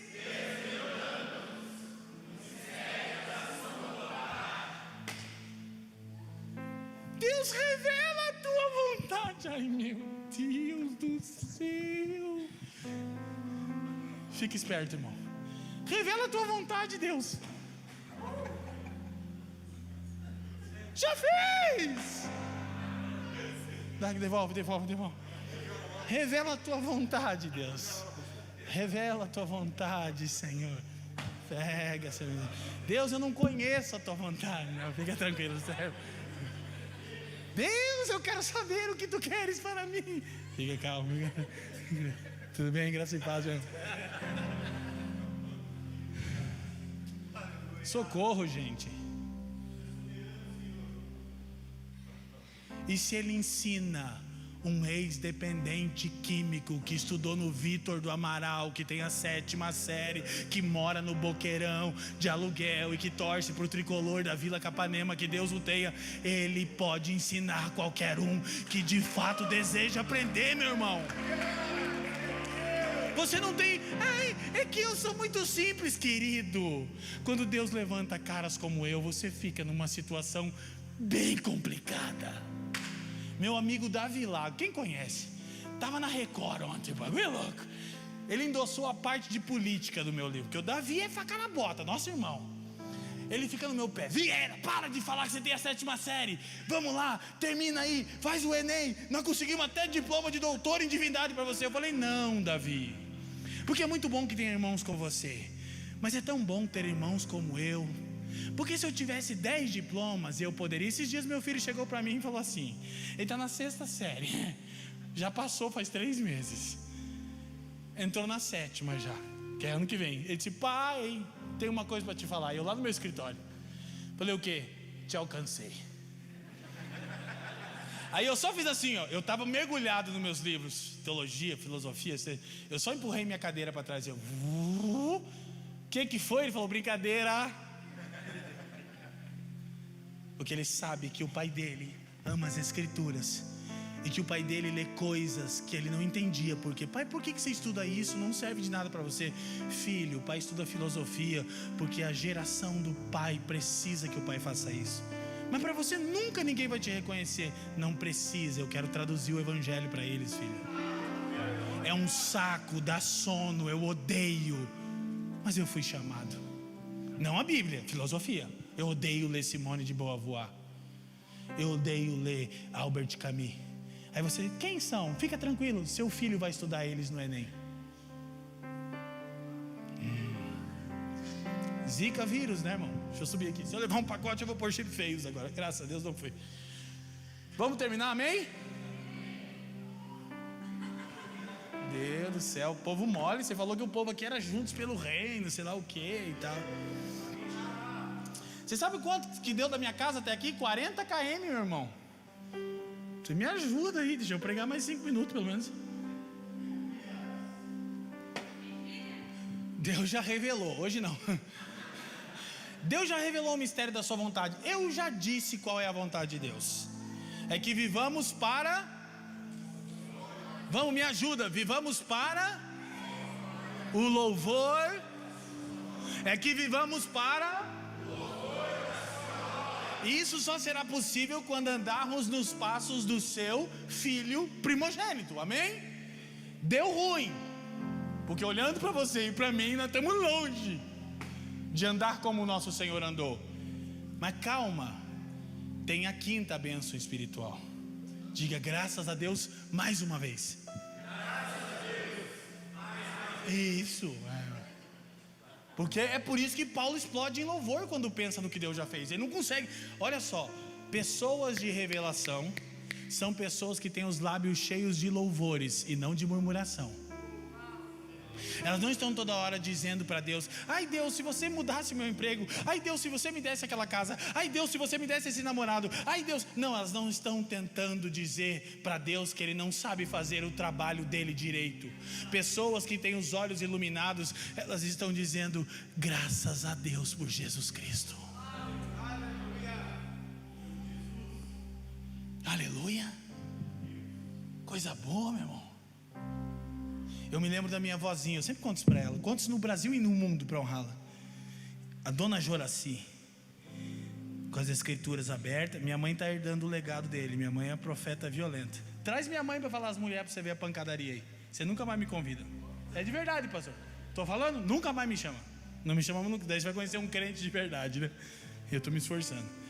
Minha vozinha, eu tenho essa memória. Eu bem louco em Itajaí, cheirando cocaína atrás do cemitério lá em Itajaí, onde é o canal da cocaína. E eu chegava na casa da minha avó bem louco, Anderson. Ela sempre com as escrituras abertas, lágrimas nos olhos.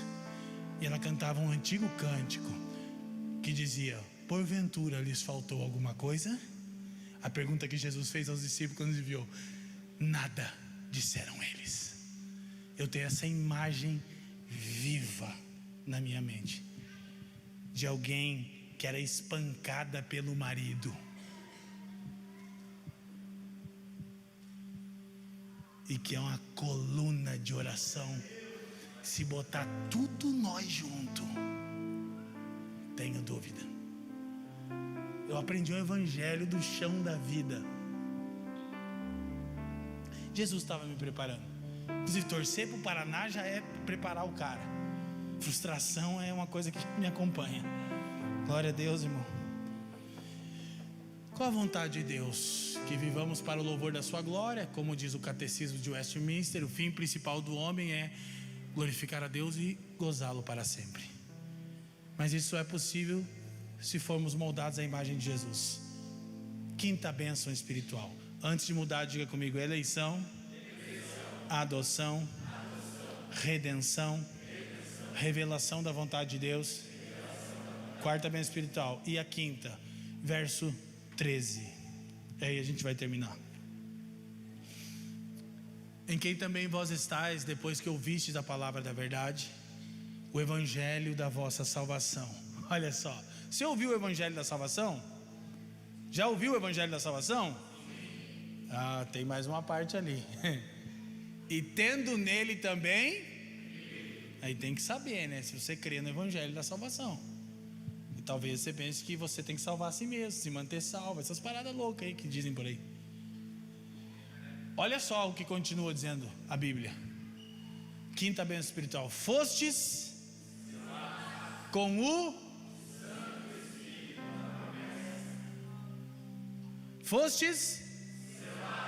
quinta bênção espiritual, o selo do Espírito. Meu irmão, isso aqui dá para pregar um ano. Eu não estou exagerando.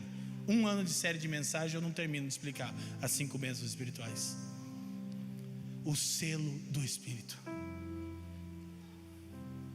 Aí Paulo tem uma coisa para dizer. Eu já vou explicar de que profecia Paulo está falando, porque alguém que liderava a gente na música aqui, eu estava ali com o pastor, mas tentando saber o que estava acontecendo, falando que podia ser hoje o derramar do Espírito, cantando aquela canção dos meus amigos Fábio e Dani Bravo, que o Davi, né, do Cultura do Céu, gravou. E a gente sempre, quando pensa na promessa do Espírito, pensa nesse texto que vocês estavam cantando, Joel 2:28. Não é disso que Paulo está falando aqui, a gente já chega lá.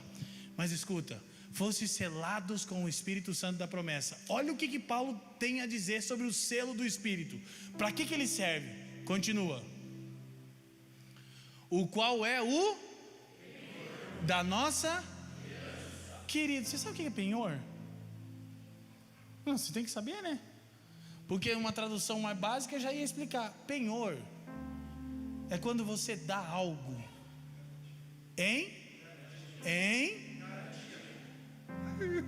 quando o Espírito foi derramado sobre a igreja, quando você creu e o Espírito foi derramado sobre... Não falou em línguas, nada a ver, não viaja na maionese. Eu sei, a gente depois ensina direitinho, a gente já creu assim, eu também. Falar em línguas não é evidência do Espírito.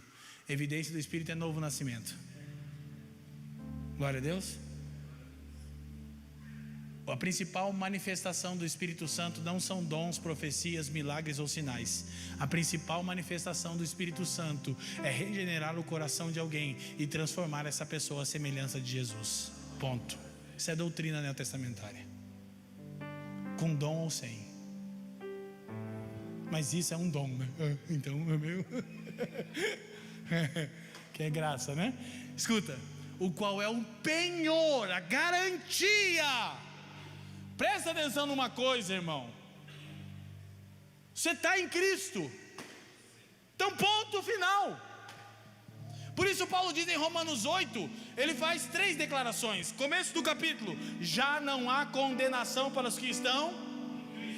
Fim do capítulo: nem a morte, nem a vida, nem os anjos, nem principados, nem potestades, nem essa era, nem a porvir, nada, nem ninguém poderá nos do amor de Deus que está em. Não há condenação, não há possibilidade de separação. Começo e meio do fim do capítulo. O que é o meio do capítulo? Mas todos os que são filhos de Deus são guiados pelo Espírito de... Como eu sei então se eu sou salvo? E isso é um ponto final, Leandro. Você é conduzido pelo Espírito? Se não, questione o seu novo nascimento. Está bem amarradinha a doutrina, né? Não tem essa coisa de ser salvo para ir para o bordel. Não tem essa coisa de ser salvo para usar droga. Não existe isso. Salvo é conduzido pelo Espírito. Crente cai com força, mas se é crente, levanta e segue progredindo em santificação. Amém? Parece a sua vida, né, irmão? Fica tranquilo, parece a minha também. Glória a Deus. O pregador admitindo que peca. Não é que eu peco, irmão, eu peco para valer. Amém? Eu já estou naquela fase que eu peco pensando no que eu vou fazer. Alguém se identifica comigo? Ou só eu, meu pastor? Não, sabe qual é o problema do cara que é salvo e que os olhos foram iluminados? Que você sabe que você é um lixo e que o pecado não é um acidente, você premedita. E aí o Espírito Santo te fala: seu imundo, infeliz, cria vergonha na tua cara, procura alguém que confessa esse pecado. Mas tenha certeza, ouvir isso de mim significa que você pertence ao Pai. Seu cocôzão de Jesus. Amém? Sua diarreia de Deus. Não que Deus está com diarreia, você é diarreia. Aleluia, irmão, glória a Deus. Falando bobagem aqui, irmão? Ah, bom. Então, desculpa pelo termo tão forte. Aí ele termina o texto e a gente vai terminar a mensagem. Continua: até o resgate da sua propriedade. Pronto.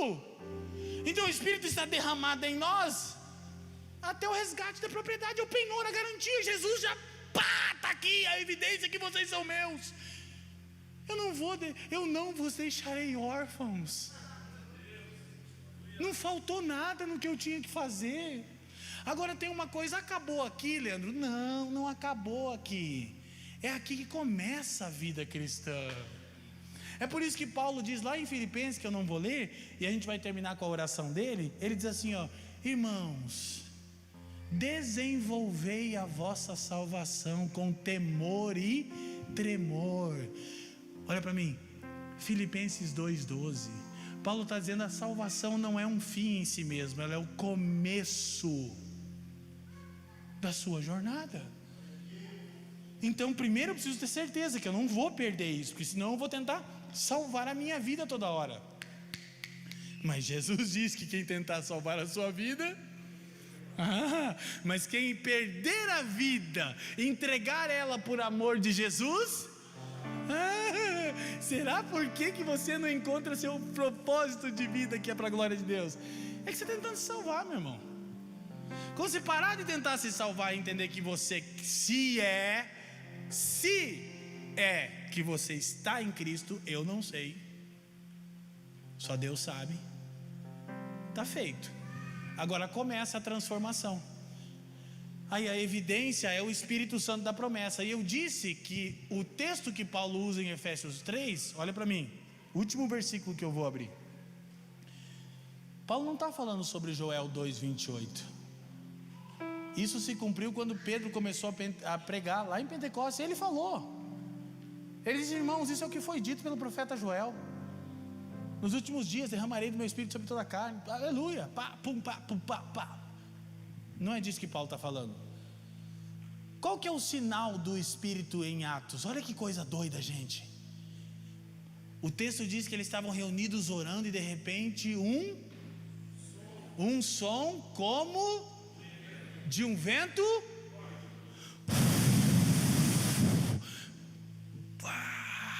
Steven Spielberg, aquela parada Hollywood, línguas de fogo, um som como de um vento impetuoso. Era dom, poder, capacitação para vocação. Assunto para outra vez, porque a gente vai se desenvolver em dois aspectos: naquilo que precisamos nos tornar e naquilo que fomos chamados para fazer. Lembra? A salvação tem que crescer em dois sentidos: no que eu estou me tornando e no que eu estou fazendo para a glória de Deus. Ok? Não sou salvo por obras, mas sou salvo para as boas obras. Efésios 2, 8 e 9. Escuta, Paulo menciona a profecia de Ezequiel 36, vai lá, versículo 24 em diante. Obrigado, eu vou terminar, gente. Agora já preguei, acho que quase 2 horas, né?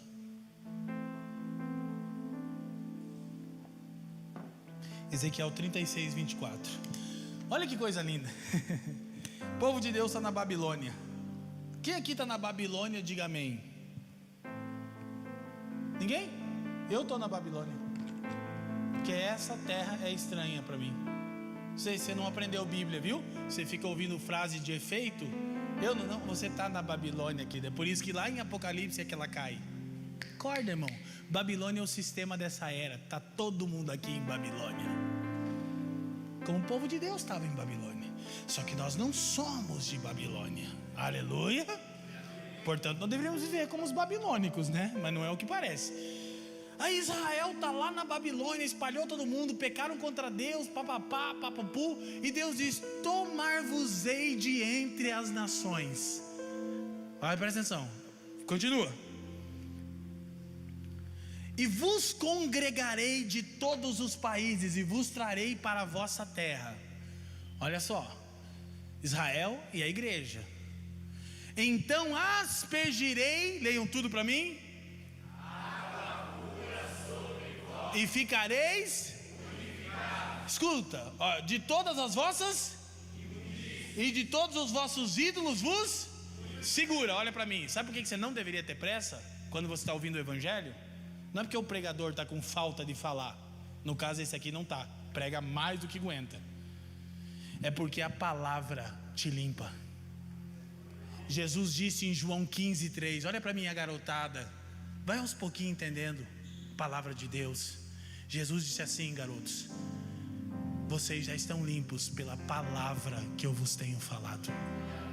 João 15, 3.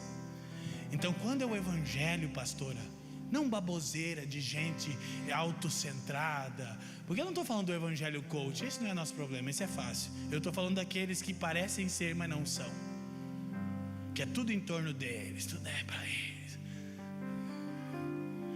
Escuta, a palavra está nos purificando, sabe por quê? Sabe do quê? Das nossas imundícias e ídolos. O reformador João Calvino disse assim: o coração do homem é uma fábrica de ídolos. Você e eu, meu irmão, somos experts em levantar ídolos no nosso coração.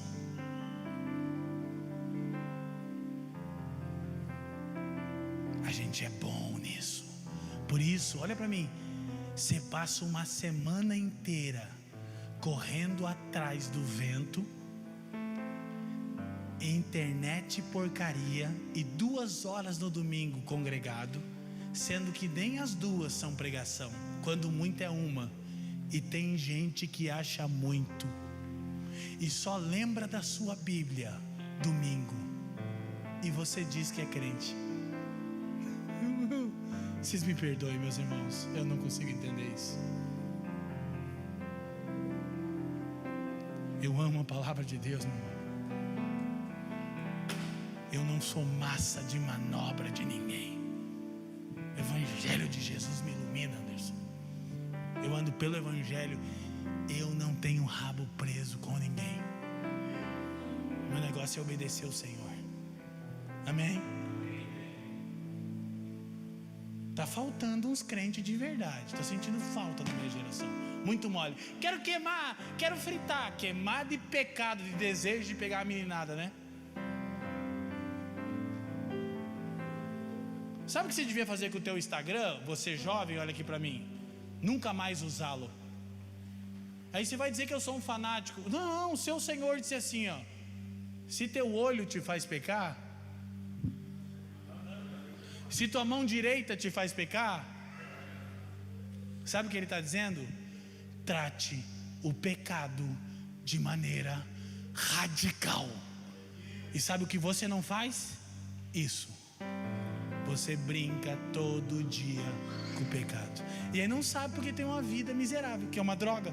Vive deprimido, vive ansioso. Porque está ouvindo o evangelho e não responde ao evangelho. Mas estou na igreja. As cadeiras também estão aqui. Elas não irão para o céu. Estão aqui todo dia. Então olha só, essa é a promessa lá de Efésios 1:3. Aí ele continua.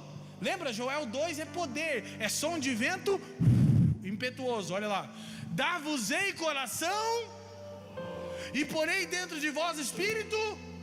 Continua: tirarei de vós o coração de pedra. Esse que resiste a palavra, irmão, esse que diz para você aí, é muito radical, esse cara está exagerando. Esse coração, Deus diz: eu vou tirar esse coração duro de você, meu filho, que eu te amo. Aleluia. Ai, meu Deus, essa dureza aí. E colocarei um coração sensível, vivo, que responde o Espírito Santo. Continua, olha a promessa. Nunca na história do povo de Deus, Deus tinha dito isso até aqui, Robson. Essa é a primeira vez que Deus fala. Porém, não tinha, o Espírito era só sobre. Porém, e Deus diz: vai chegar um dia que meu Espírito não vai vir só sobre vocês. Porém dentro de vós o meu. E qual é o sinal que o Espírito habita em vocês? É que vocês vão andar nos meus. Eu tô salvo, tá mesmo, irmão? Estamos mesmo salvos? Temos andado nos estatutos de Deus? Ninguém está dizendo que você está salvo para viver no pecado. Não há amparo para isso. A doutrina bíblica é segura. A salvação, uma vez salvo, sempre salvo. Mas será que você é salvo? Aleluia. Eu não estou bravo com vocês não, irmão. Não que eu também não possa ficar. É porque vocês têm que dar graças a Deus por ter um irmão zeloso por vocês. Que eu podia que estar enchendo linguiça, dizendo que vai romper, vai vir, vai nada, já é. Aleluia. E basta a gente se arrepender hoje.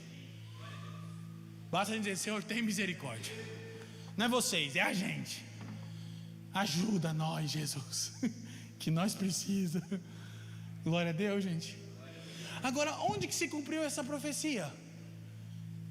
Porque Joel 2 se cumpre em Atos 2, som de vento impetuoso, barulho.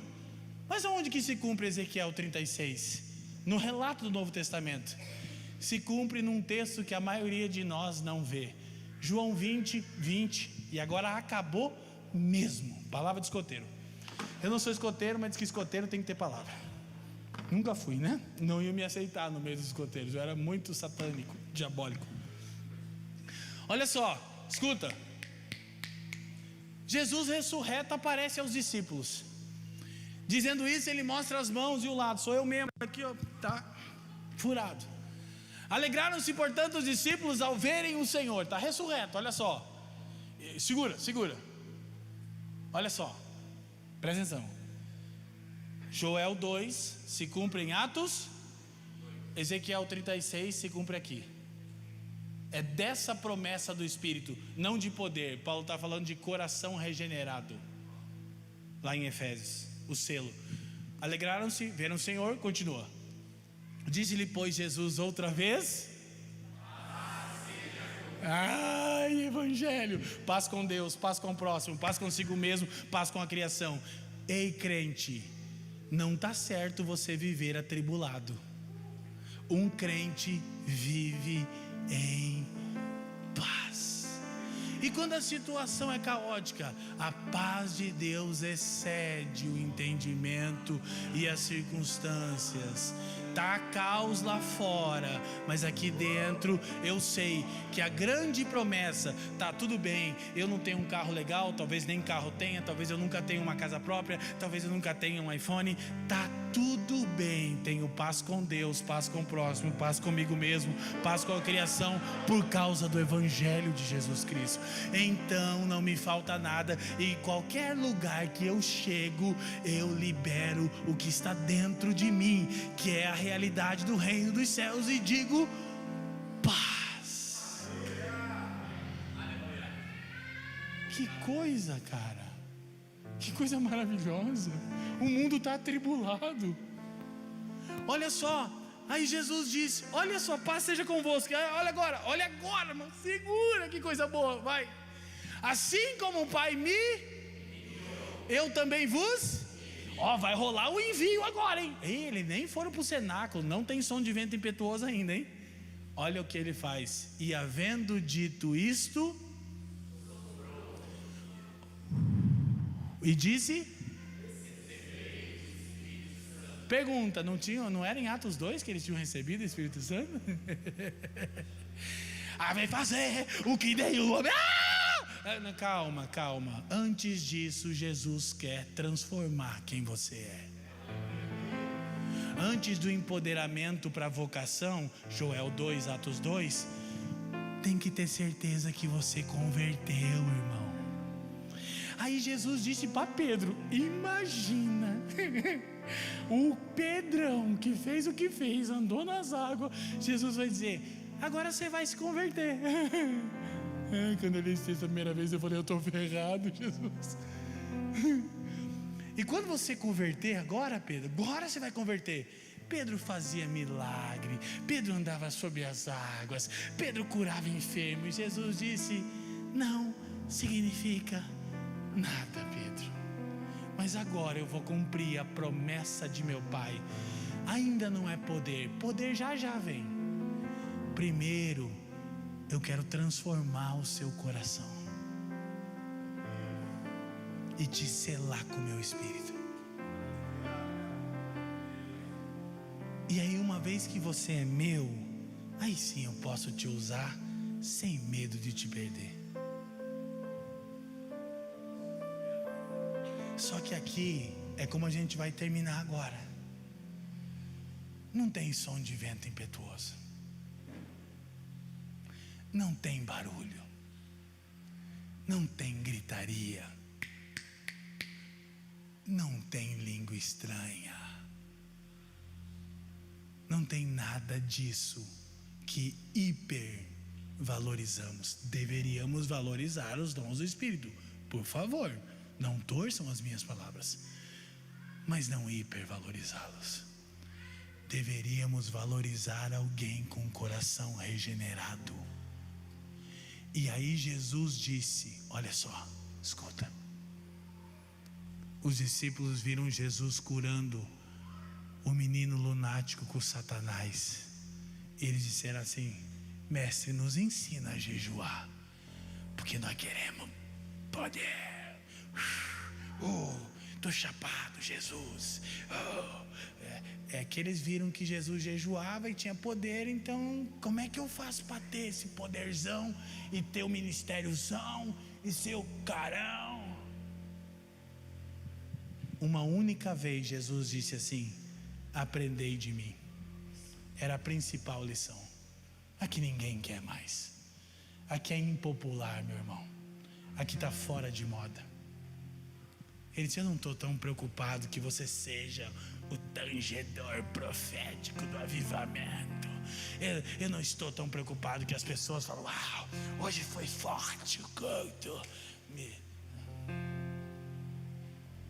Aprendam de mim, que sou manso e humilde de coração. Isso aí ninguém quer, meu irmão. Mas a principal evidência da natureza de Jesus em alguém não é poder, Porque o mesmo Jesus disse: naquele dia muitos virão a mim e dirão: Lord, Lord, em teu nome viralizei no Instagram, consegui o que eu tanto queria, ter seguidores, curei, fiz mega conferência com 10.000 pessoas, eu era o cara, a mulher, ungidão. E Jesus disse: eu não sei quem você é, mas eu fundei 100 igrejas. Pois é, mas eu não te conheço.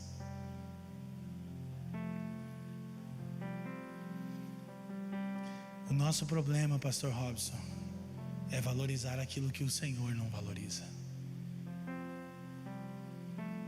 Chega uma época na vida de um crente, meu irmão, para a gente terminar, que a chave tem que virar. E você tem que encontrar satisfação unicamente no Senhor. E é por isso que eu vou orar como Paulo agora, para que entendamos que somos, se é que estamos em Jesus, eleitos, adotados, redimidos, temos conhecimento da vontade de Deus e somos selados com o Espírito. Não falta nada, meu irmão. Uma vez mais, olha para mim. Não falta a namorada certa, não falta o namorado certo, não falta o iPhone 15, não falta carro, meus amigos homens, pais de família, não falta casa, porque o que realmente necessitávamos temos em Cristo. Curva a sua cabeça, todo mundo aqui no salão, todo mundo. Enquanto meu irmão está tangendo, eu quero orar por vocês e por mim. Pai, graças te dou por Jesus Cristo, seu Filho, nosso Senhor. Obrigado porque você chama para si um povo peculiar. Homens, mulheres, jovens, crianças, anciãos. E não há virtude alguma em nós que justifique esse chamamento glorioso. Pai, eu te dou graças porque você nos elegeu antes da fundação do mundo, de maneira que não precisamos da aprovação deste mundo.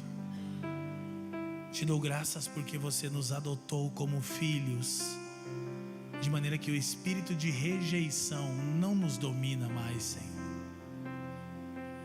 Te dou graças porque você em Cristo nos redimiu e pagou a dívida que nos era contrária, dívida tal que nenhum de nós poderia pagar, Senhor. O que poderíamos fazer se éramos escravos do pecado, Senhor? Ah, Senhor, o que poderíamos fazer? Graças te damos, Pai, por toda sorte de bênção espiritual nas regiões celestiais em Cristo. Te damos graças porque você revela a nós a sua vontade e não a mantém em segredo. A própria Escritura diz: o mistério que esteve oculto dos séculos e das gerações foi revelado agora por intermédio do Espírito. Você não nos deixa, Senhor, confusos quanto ao seu querer. Você nos criou e nos redimiu, a fim de que vivamos para o louvor da sua glória e desfrutemos da sua bendita presença, e nisso encontremos satisfação plena. Eu te peço perdão, Senhor, porque ainda não tenho satisfação plena na sua presença, e peço que você convença os seus filhos que ainda também não alcançaram isso. Tem misericórdia de nós, Senhor. Tem misericórdia de nós, Senhor Jesus. Te dou graças também pelo selo do Espírito, porque mesmo contritos, porque mesmo envergonhados que estamos, Senhor, se ainda ouvimos o Teu Espírito é porque pertencemos a Ti, porque o Espírito é o penhor, a garantia de que somos completamente Teus. E Pai, assim como o apóstolo Paulo orou pelos irmãos que estavam em Éfeso, eu oro pelos irmãos que estão em Almirante Tamandaré. Nos conceda espírito de sabedoria e de revelação, Senhor. Ilumine os olhos do nosso coração nessa noite pela Tua palavra, Senhor. Eu não tenho capacidade de fazer isso, Senhor, como eu gostaria, mas eu não consigo, Senhor. Eu mesmo não consigo alcançar o pleno entendimento dessas verdades que eu ensinei nessa noite.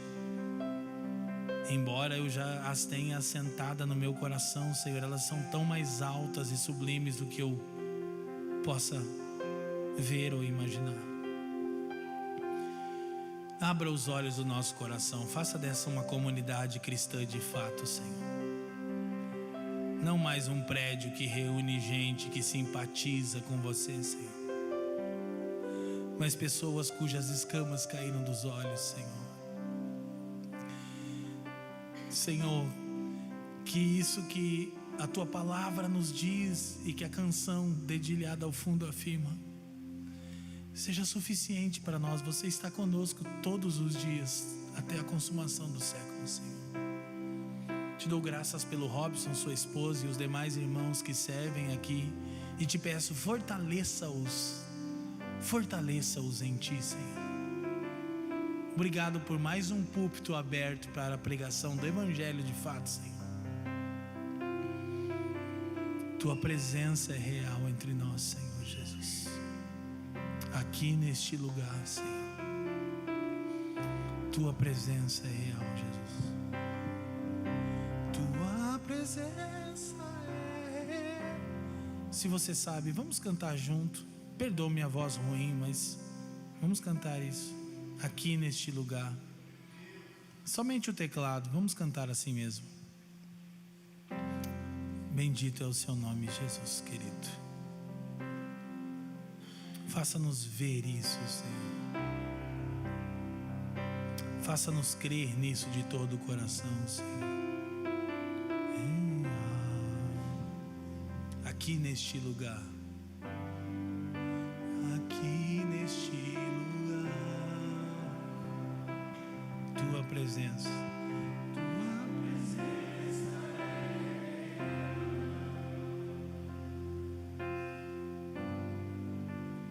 aqui neste lugar. Vamos dizer de novo, Tua presença.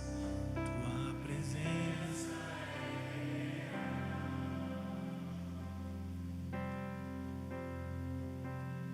aqui neste lugar. A Tua presença é real. Aqui neste lugar. Então adorarei. Então adorarei. Então eu louvarei. Então eu louvarei. Então me renderei.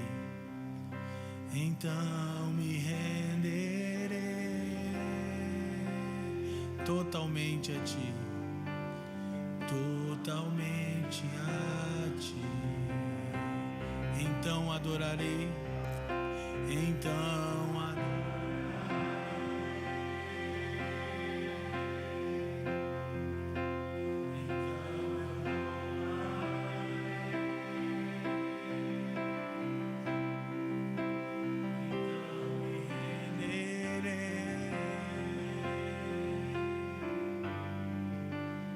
totalmente a Ti.